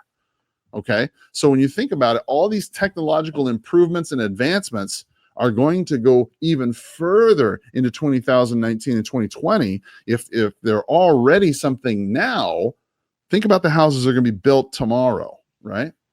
End of cycle. Number 5, end of cycle economics. Now, it may seem peculiar to cite complacency as a peculiar risk or a particular risk of 2019, but most macroeconomic indicators seem to indicate a economic condition that could be fairly described as robust, if not, quote, the best we've ever seen. Now, think this through, okay? Now, by the way, we've apparently called through all the expired. So I'm sorry, we've called through all of the for rent by owners. We've called through all the for sale by owners, all the canceleds. So let's go ahead and take a second here to discuss this end of cycle economics issue, okay? If you look at the internet, the market that we have today in July 1st, 2019, it is very good, okay? The unemployment rate has descended below 4%. All right. We have strong economic expansion. People are making a little bit more money. The JOLTS indicator is the Bureau of Labor Statistics job openings and labor turnover survey, right? Is measuring a far greater number of available jobs than there are people to fill the job. But yet, under such strong conditions that we have, inflation and interest rates remain low and consumer confidence levels are fairly high. And everything looks like it's Goldilocks. Everything, according to this council here, everything looks like a Goldilocks condition, right? They're saying this is the best it's ever been. Interest rates are low. The inflation is low. Everybody's high. Jobs are high. Everything's great. It says, as the U.S. is ready to set a record for the duration of the rising business cycle, Nevertheless, the very ebullience of the economic psychology may be causing us to ignore the very nature of cycles, that they peak just as a downturn is nigh. There is a tendency to forget in the good times, as well as a false expectation that the shape of a previous downturn will help predict the conditions of the next recession. Now, I want you to repeat, I'm going to repeat that because I know you didn't hear it and I know you didn't listen to it. There is a tendency to forget in the good times, as well as a false expectation. What's a false expectation? You think what it's going to be, but it's not really going to be that, right? You have false expectation and you forget in the good times. That's what they're saying to you. You forget and you have a false expectation that the way things used to be in a previous downturn is going to help predict the conditions of the next downturn, meaning that you tend to think, hey, the market's great. Things are perfect. We have nothing to fear. Because the last time things went south, well, we had speculative buying, and we had liar's loans, and we had rampant predatory lending, and none of those situations are around now. Therefore, we are safe from this idea that we're going to have a recession. That's what they're saying. Because after such a long time of having good business and good news and business year over year growth, and things are going great, you have a tendency to forget, okay, that what comes up must come down. And just as they peak, that's when things are getting ready to go all the way down. And you tend to forget in a good time that this happens, that things go up and they go down. You forget that. You think that it's always going to go up. I'm telling you right now, there are people listening on this podcast that feel that this market is going to forever go up, and it's going to be up and up and up and up and up all the way through 2020. I'm here to tell you, I don't know that that's necessarily going to be the case. God willing, it is. But you need to be prepared in case it isn't. Right? Extrapolating, they said, recent trends indefinitely into the future while ignoring the signs of limits to growth sets us up for harsh surprises. Or as Alan Greenspan wrote about it in The Crisis a decade ago, economists, including himself, quote, never saw it coming. Never saw it coming. Look, I get it. All y'all are smarter than me. Okay? I get it. I'm not that bright, but I've been around. And I'm here to tell you, you think you're pretty smart. You think you're pretty good. You think you're pretty smart because you can call a couple for sale by owners, set a couple appointments, get a couple overpriced listings, and they sell because you think you're a good salesperson. That's not the way it works. That's not the way it works at all. The market sells those properties in spite of you. In spite of your overpricing, the market sells that property. Don't tell me that you are single-handedly responsible for this market or this property selling, because if you're going to tell me that the market, you got them that property and all this and all that because of your great sales skills, well, then you're going to have to take responsibility for it when it goes down. If you're going to take credit for the market when it goes up, then be prepared to accept responsibility for when it goes down. Either you understand that or you don't. If you don't understand that fundamental point, then you need to get real clear on that. Real clear that you are not responsible for this market. The market is what sells the property. You as a real estate agent, as a wholesaler, as an investor, you're the one who brings the people to the equation. You're the one who brings them. You're the one who gets the parties together and helps them negotiate. By the way, we're calling for sale by owners in the background. If you hear the bell go off, that's why. When you think about it, when the market's going up, everybody's a genius, including these for sale by owners, right? They all can do it. They all do it themselves, easy. I've sold 100 homes myself. I've sold a dozen homes myself. I've never used a realtor. Those are all the kind of objections you're going to hear. Don't take that personally, because you're not looking for that guy. You're looking for that guy or gal who is like, you know what? I got this problem property. I need to sell it. Now, I'm not saying that you shouldn't go out and try to make business happen. No, you should. But you have to understand that you're not trying to. Hello? Hi, Miss Carpenter. No. Oh no, I might have the wrong number. I apologize. I was looking for. That's my parents' name. Oh, okay. Well, I was actually looking for their property over here on Prudence Road here in Tucson. It was for sale by owner. Is that still available? No. Actually, we already found somebody. Oh, perfect. Okay, no worries. Well, listen. Since I got you here anyway, do you know anybody who's got an unwanted home that I could buy for cash?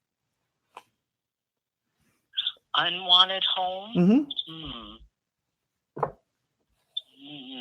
Not really off of the top of my head.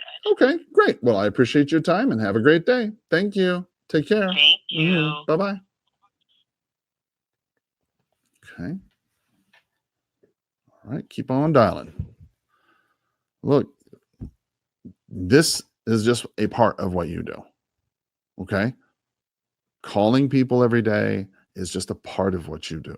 This is not everything you do when it comes to real estate lead generation, right? You do this every day so that you can hopefully find that one or two people who are thinking about doing something that day. Hello. Hey, this is Carl Krenzel. How are you today?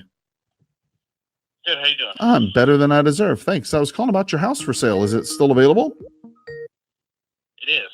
Okay, great. No problem. Well, I'm an affiliate over here with Sotheby's International Realty. I'm a broker over here. I was calling because I work with a lot of buyers and sellers here in town. I was just wanted to see what I could do to help you with that place.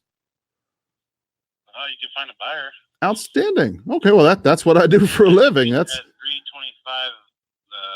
willing to pay for buyer agent's compensation. So okay. At what the listed price is. Okay, great. All right, no problem. Perfect. Well, I appreciate you doing that. That's certainly what I do for a living. So I'm curious. Sure. I'm sorry. My name was Carl. You said this was Mr. Sheldon? No, my name's Josh. I'm helping Mr. Sheldon sell the house.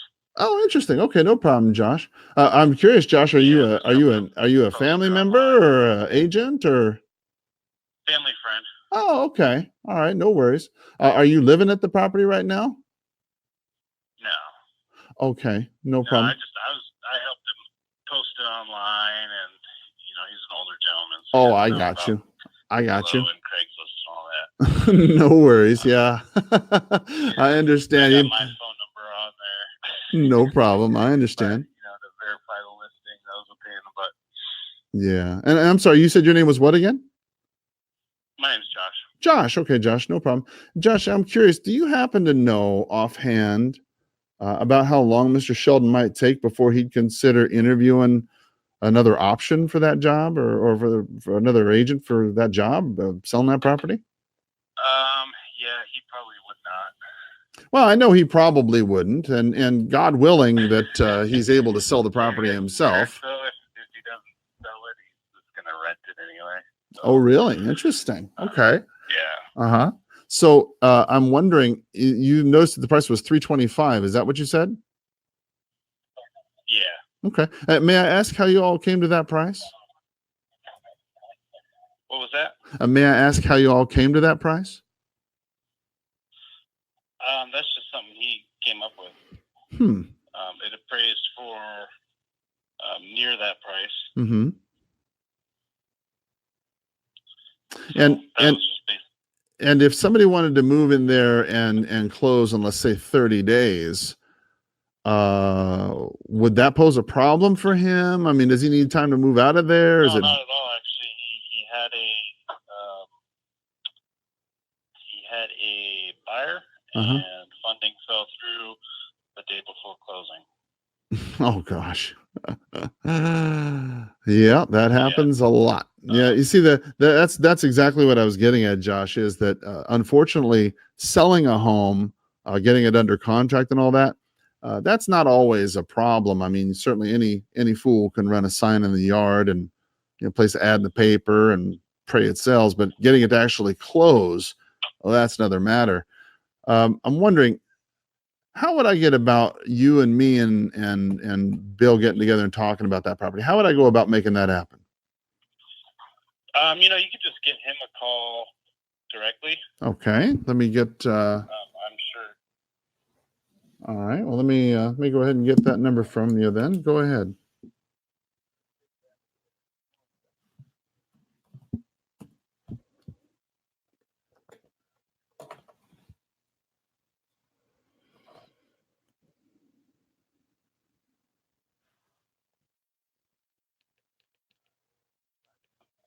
Uh-huh. Okay. Okay. All right. Well, then I'll just bring it up with him and we'll see what he says. How's that sound? All right. Appreciate your help, Josh. Thank you so much. Take care. Have a great day. Bye-bye.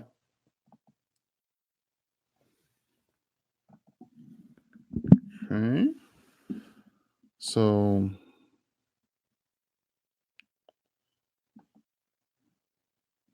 there we go. So let's see if we can call this fellow directly right here. Call him.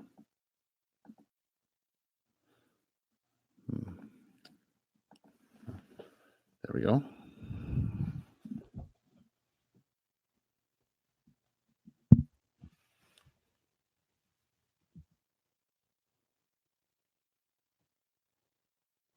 See what happens.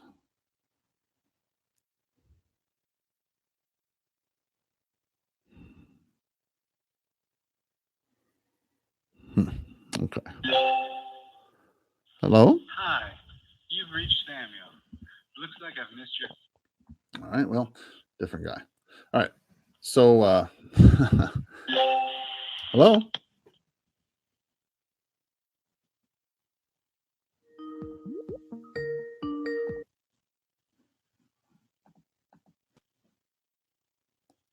All right. The advantage, I think, of this storm dialer with Vortex. You have reached the voicemail box of With Vortex and the Red X is that it's just extremely fast. And if you don't like calling for Hey, what's up? I'm here. Hi.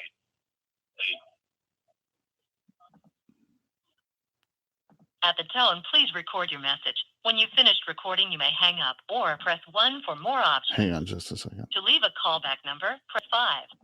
There we go. If you don't like calling for sale by owners, right, then just do it faster, right? Hello? Hi, this is Carl Krenzel. How are you today? Fine. I'm not sure if I have the right place. I apologize. I was looking for the owners of a property here in Tucson and Mariposa Woods. Have I got the right place? Yeah, I have a property there. Okay, no problem. That's is that an acre of like 3 acres of land out there, or is that a house? Could you tell me a little bit about that? It's just a lot. That's what I thought. It's listed. Okay, Yeah, it's all like right. 3. I think it's 3 acres, 3.5. Right. Okay. Good deal. Okay, and it's 180,000. Is that what you're asking for? No, we changed it. It's 225. Okay. Great. All right. Is it on the MLS? You say? Yeah, I have a broker and everything. Perfect. All right. Well, then I'll look it up. All right. Thank you so much. Okay. Take care. Sounds good. Bye bye.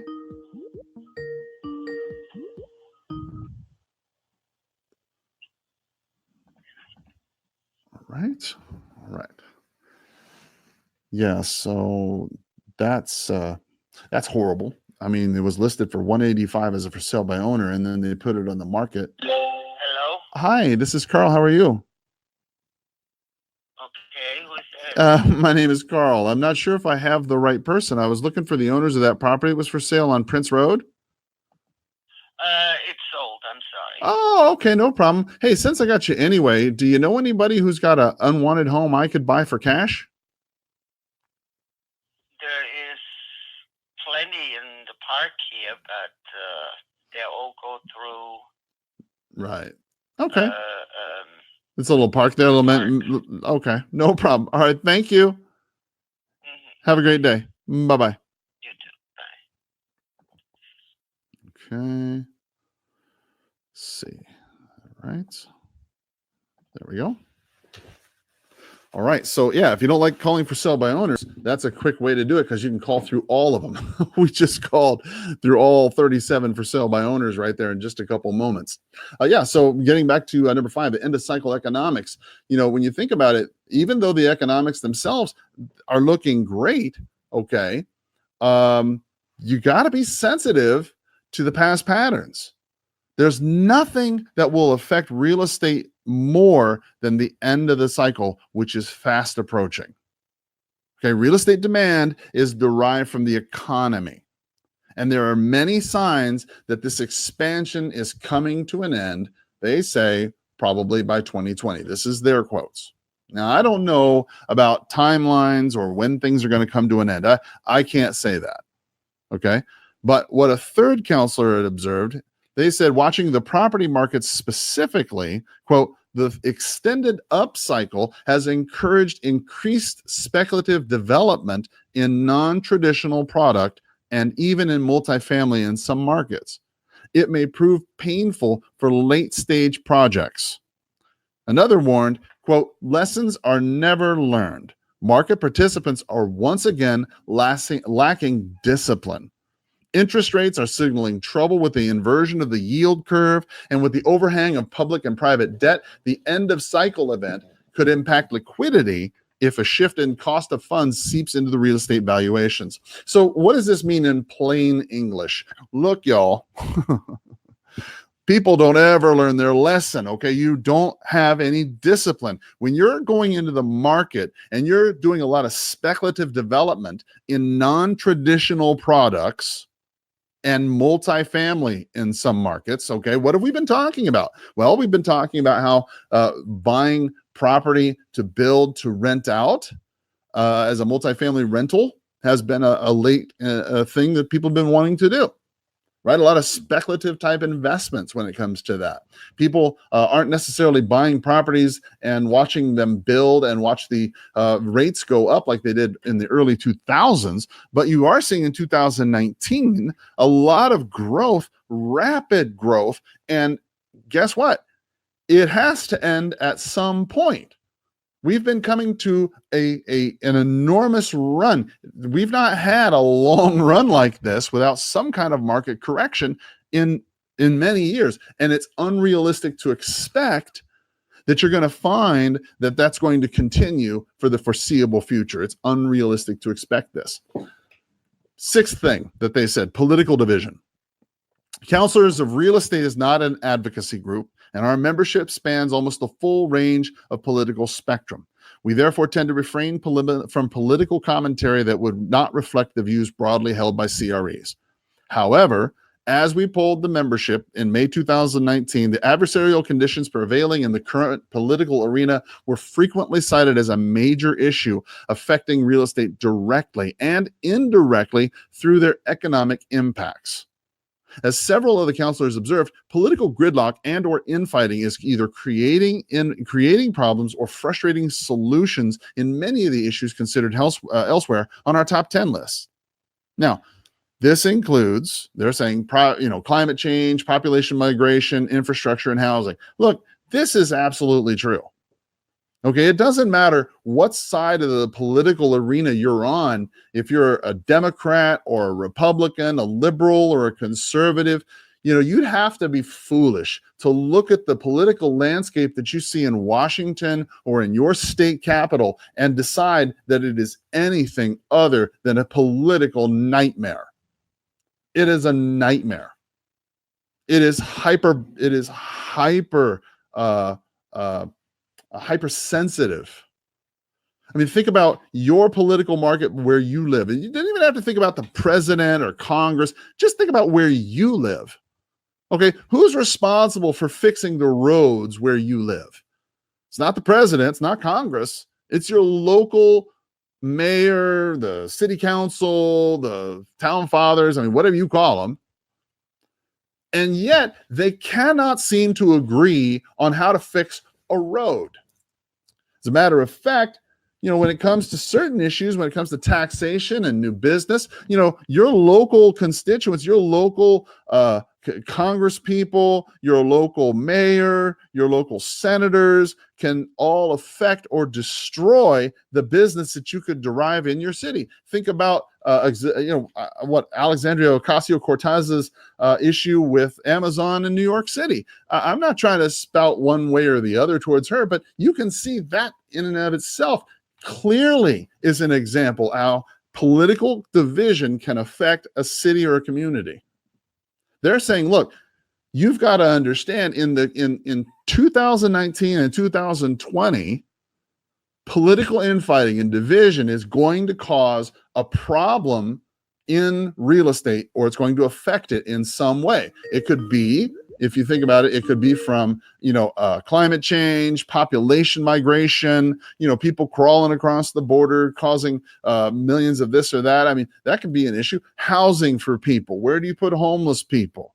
Right? All of these issues lack bipartisan action. And there's a lot of underlying disagreement about executive power versus congressional authority in the realm of international agreements. So you can see China and a lot of other places having trade wars and deficits and problems and issues. There's a lot of ugliness going around. Now, how does this affect you as a real estate practitioner?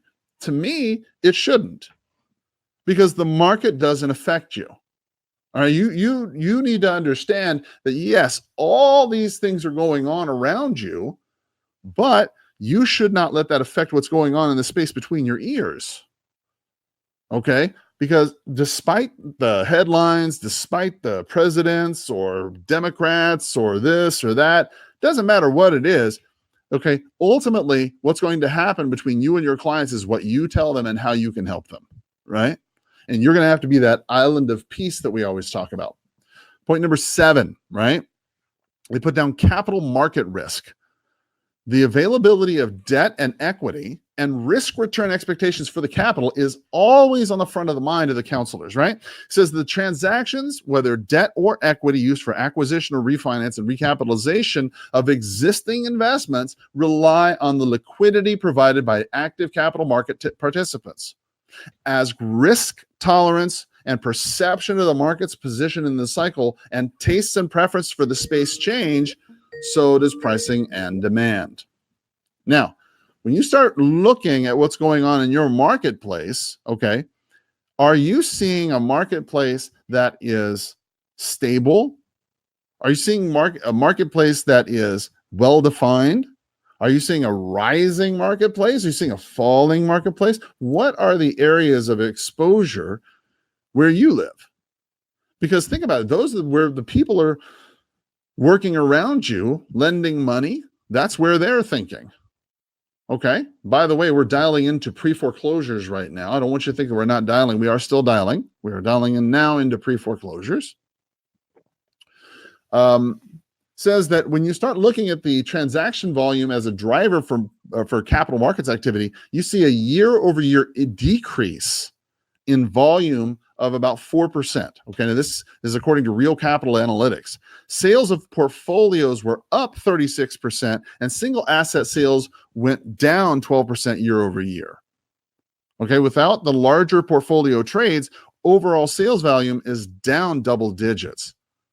All right. So when you start thinking about it, private equity for real estate investing is at its highest level in 10 years, more than $320 billion. All right. That's according to Preqin. Public real estate investment trusts have shown solid returns, and high-grade debt issuance is strong. In the first quarter of 2019, 85% of the real estate investment trusts met or exceeded their earnings expectations. At the recent NAR-EIT conference in early June, the mood was upbeat over the real estate investment trust shares and rallying. According to Wells Fargo Securities, year-to-date issuance of unsecured REIT debt through the first 6 months of 2019 stands at $581 billion. Holy cow. Woo, that's a lot of money out there. That's a lot. Your call has been forwarded to an automatic voice message system. The mail. That's a lot of money. That's a lot of money, right? It says that, see, according to Wells Fargo Securities, year-to-date issuance of unsecured real estate investment trust debt through the first six. Hello. Hi, this is Carl Krenzel. How are you today? All right. I'm not sure if I've got the right place. I was looking for the Stams. Have I got the right place? You have what? Yeah, no problem. I apologize. I'm calling about that property that was for sale at 2852 Darley Woods Drive. Am I calling the right number? Oh, no. Oh, okay. Phone number. Oh, gosh. Okay. Do you happen to have a phone number for that property owner? No, Oh. I don't know. Oh, I've gosh. never heard of that property. Oh, before. gosh. Okay. I'm sorry. All right. Well, listen, since I got you anyway, do you know anybody who's got an unwanted home that I could buy for cash? I don't. Okay. No problem. Well, listen, I appreciate your time and have a great day. Thank you. Take care. Bye-bye. All right. Hello. Please state your name after the tone, and Google Voice will try to connect you. All right. Keep it dialing, keep it dialing. All right.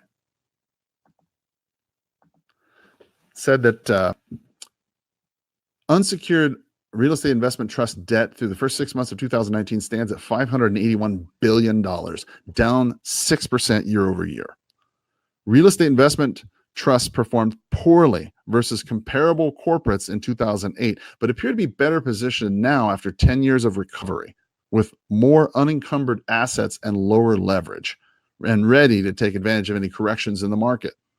Now, I am admittedly not that bright when it comes to those things, okay?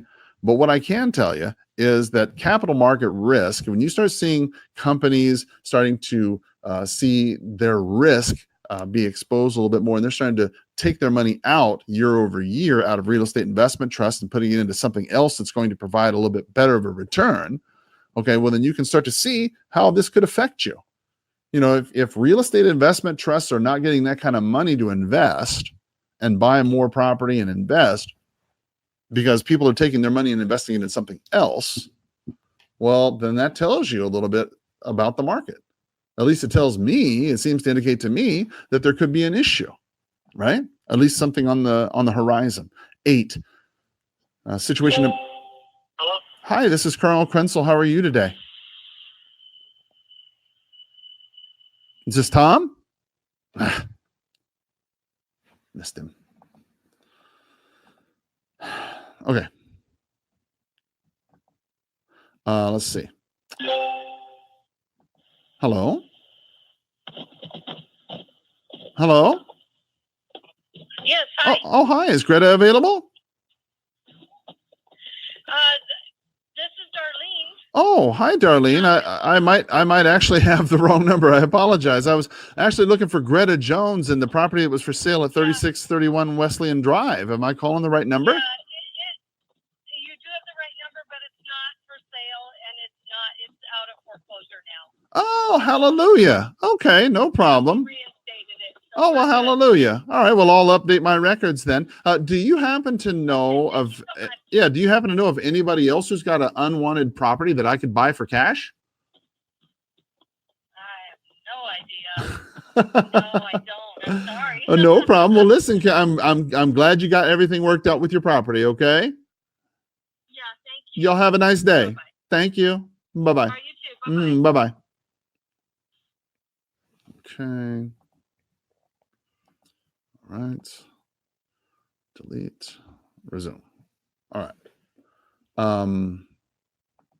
Yeah. Your call has been forwarded to an automatic voice message. I keep trying to get into number 8 and I keep getting distracted. 601-232 is Hang not. up. No answer. Okay. Resume.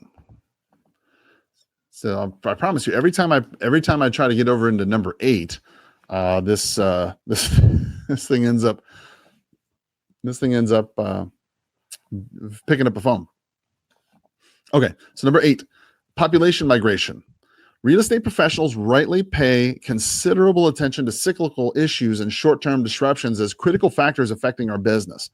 But we should not take our eyes off some of the larger trends that slowly but powerfully change the economic landscape and the demands on property over the course of decades or even a generation. It's with this perspective that 26% of the counselors responding to our May 2019 survey listed that population migration as a top 3 issue, justifying this place in our overall top 10 list. Boy, I'll tell you, there's a lot of feelings one way or the other about population migration and illegal immigration. Okay, there's a lot of opinion about that, right? Said the CREs noted that there are. Hi, this is Carl Krenzel. How are you today? No.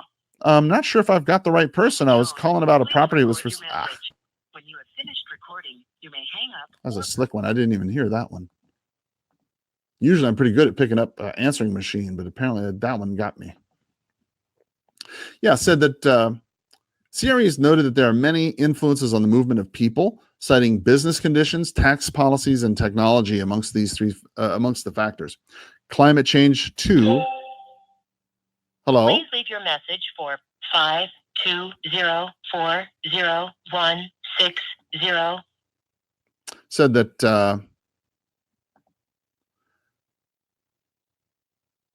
climate change also had a factor in what people thought about moving. Said that wildfires motivate people to Hello? Hello?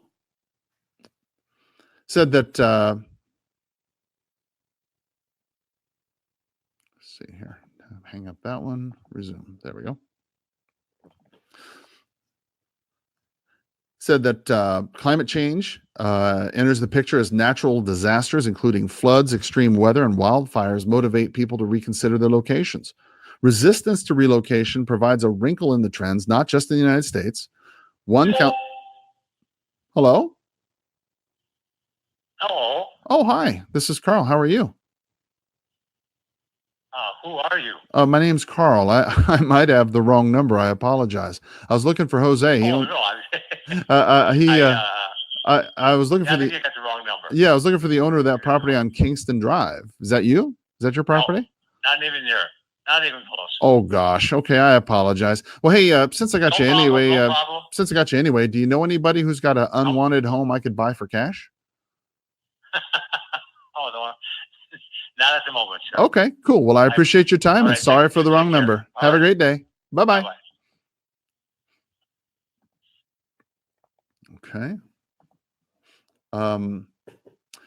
One counselor told of seeing agricultural villages in France largely boarded up with only retired elderly living in them. One of the triggers for that country's, quote, yellow vest unrest. As a practical matter, attention to demographics is at the heart of a real estate counseling, providing clients with fundamental facts and figures interpreted with sophistication on the evolution of local markets. You know, this is a huge issue, okay? If you look at the population change from 2010 to 2018, okay, you're going to see broad swaths of demographic gains in some of these major coastal cities. Big cities are prospering in California, the Pacific Northwest, Florida, Texas metros, the Atlantic corridor from, say, Boston to Washington. Secondary cities are also adding population, including metro areas like Denver, Salt Lake City, Atlanta, Nashville, Minneapolis, Chicago, Charlotte, Raleigh, Durham, Kansas City, Charleston, Greenville. You know, these areas. Hello? Hello. Oh, hi. My name's Carl. How are you? All right. I'm not sure if I have the right place. I was looking for the owner of a property that was for sale at 6118 Earp Wash Lane. Am I calling the right number? Pardon me? No problem. I'm calling about the property that was for sale on Earp Wash Lane. Am I calling the right number? No, I don't have any property for sale. Oh gosh. Okay. Do you know anything about a house here in Tucson at all, or Jesus Pena? Oh gosh. Okay, I got the wrong number. I apologize. Have a great day. Okay. Okay. Thank you. Okay. Bye bye. Bye. Okay. Right. Resume. Here we go. Oops. Resume. Let me hit the resume button. There we go. Hello. Hi, this is Carl Krenzel. How are you today? Sorry? My name's Carl. I was calling about a house that was for sale on Park Estates Circle. Have I got the right place? All right. Resume. There we go. Okay. Let's see. Get back to the news. Where was it? Oh, yeah. There has been demographic shrinkage in the rural Midwest and the South, in the Rust Belt, right? The industrial states and Appalachia. Very long-term trends, largely technological, has altered the opportunities for workers in agriculture, heavy industry, mining, right? And the population balance between these metro areas and these rural communities, that shifted a century ago. And it's unlikely that you're going to find a reversal of that. Okay, it's You not. have reached the voicemail box of 520339330. I mean, it's not likely. Okay, that you're going to get your wife and kids to move from California back to Omaha, Nebraska. Okay, it's probably unlikely that you're going to get them to move from Jacksonville, Florida, back to Chicago, Illinois. All right. It's unlikely. And so when you are, as a practitioner, you can start. Hello. Hi, this is Carl Krenzel. How are you today? Pretty good. I'm not sure. Yeah, I'm not sure if I have the right person. I was calling about the property that was for sale over there on 33rd Street. Am I calling the right number? Yeah, it's no longer for sale. Yeah. We just had a glitch in our mortgage and it ended up going into foreclosure, but we straightened it all out. Oh, okay. So you guys straightened it all out with your mortgage company and got to keep the place. Is that what you're saying? Yeah. Oh, hallelujah. Mhm. Well, good for you. Okay. Well, that's good. Well, listen, since I got you here anyway, do you happen to know of anybody who's got an unwanted home that I could buy for cash?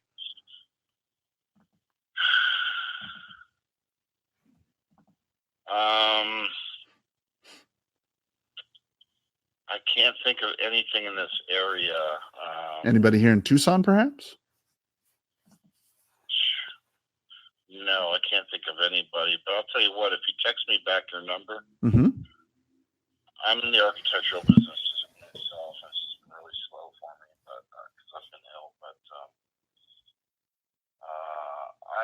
hook up with a lot of people, so and I see a lot of houses. So yeah, let me know. I'm just go ahead and text me that information back, and I'll give you a call if I see something. Yeah, I will. I'm going to text it to you right now. And is this number here I'm calling you at? Is this your cell phone? Yeah, correct. Yeah. Okay, great. Well, I'm going to text you my number right now and you'll have it handy. Okay. Okay, real good. Awesome. Okay, Appreciate you. Have a great day. take care. Thank you. Take care. Bye-bye. Okay.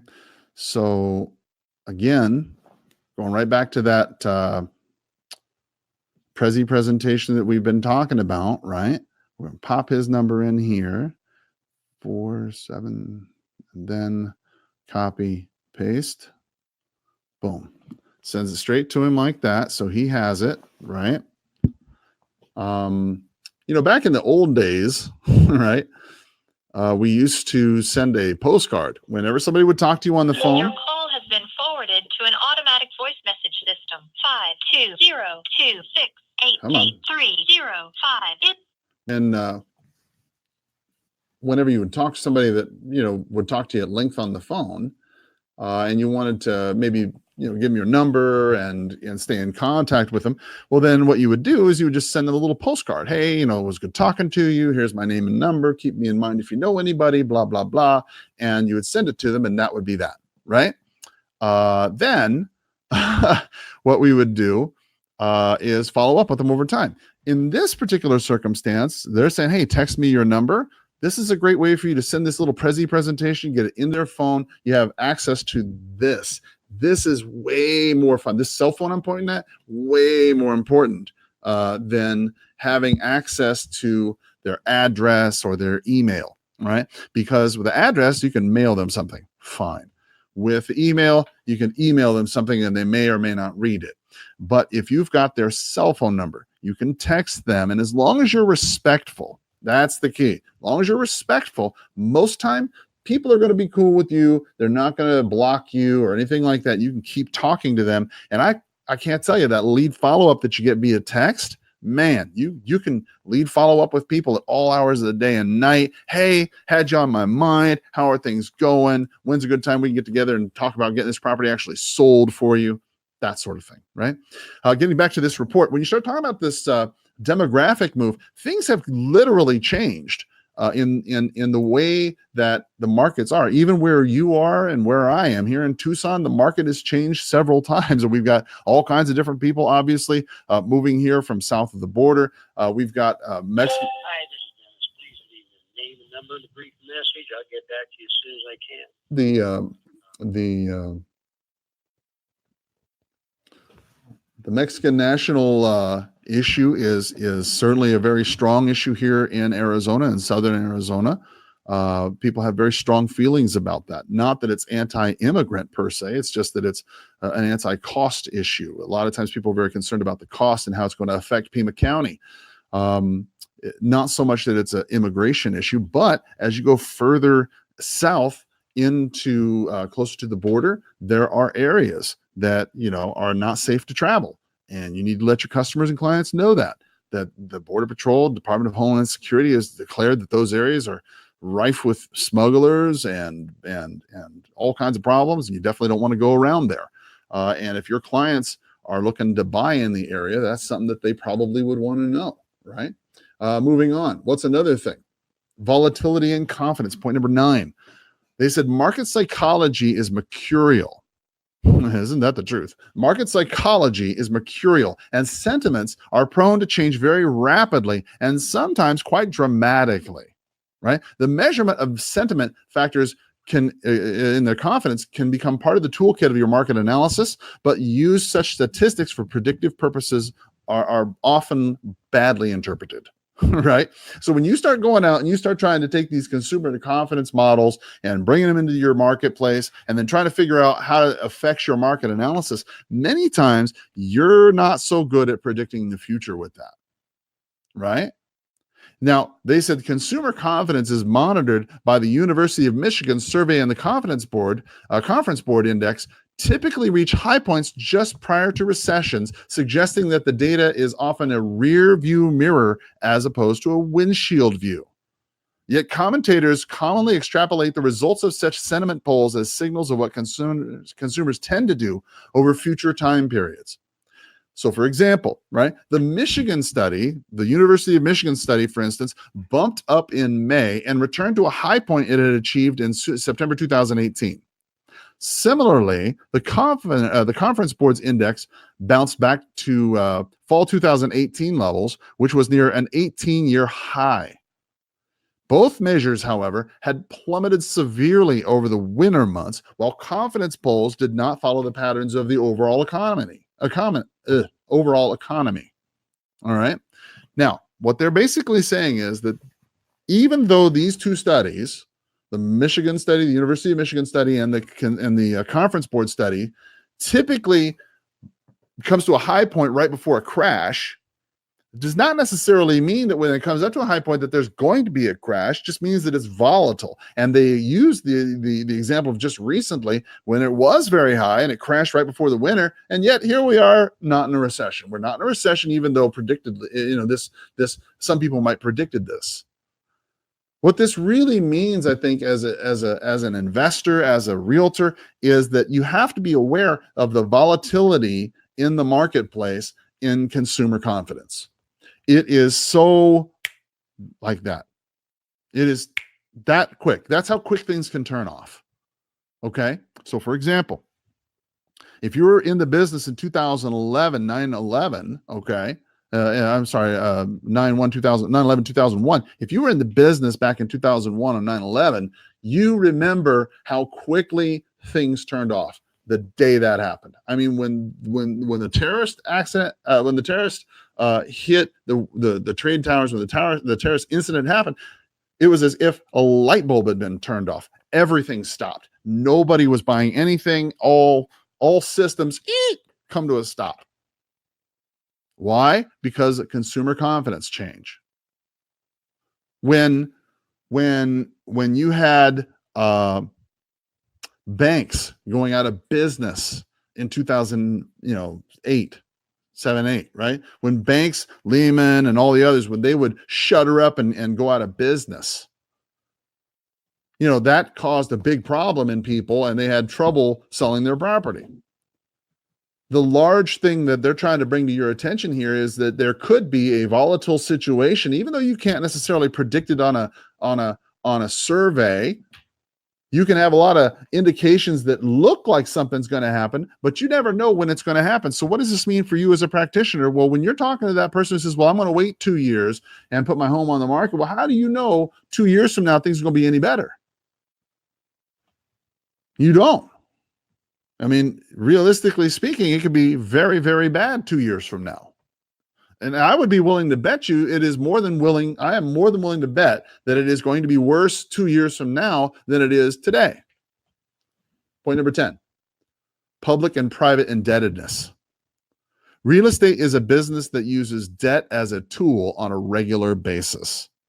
There is approximately $3 of debt for every dollar of equity in U.S. universe of investment properties. Holy cow. There are $3 of debt for every dollar of equity in the U.S. universe of investment property. 3 out of $4 are for debt as opposed to equity. In the wake of the global financial crisis, more stringent underwriting standards have caused the current lending market to pull back to an average loan to value of 66%, according to a 2018 data from Real Capital Analytics. But the portfolio of loans outstanding still reflects the higher leverage percentage of earlier years. Now, it's important to recall that the norm in real estate, well understood by counselors, is that debt is neither to be abused or to be shunned, but a financial tool, if used responsibly, can enhance return for equity investors. Lenders, meanwhile, are engaged in extending credit as a profit-making business with an eye to producing positive risk-adjusted returns. Okay? Now, it's really something that you need to be aware of. Of all the things that we've talked about so far, I wanted to save this to the last so we could hit this point very strong.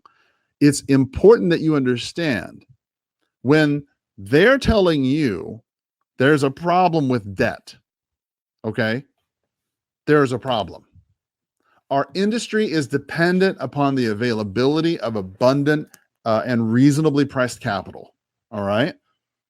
And it certainly appears that there's tons of capital to be had throughout the market. And even though the Fed pushed up the short-term rates in 2017 and 18, interest rates are essentially, they're down overall.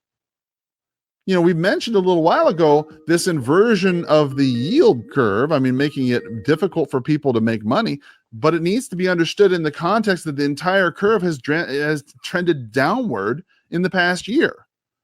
Meaning that look, an already low interest rate environment has become even lower.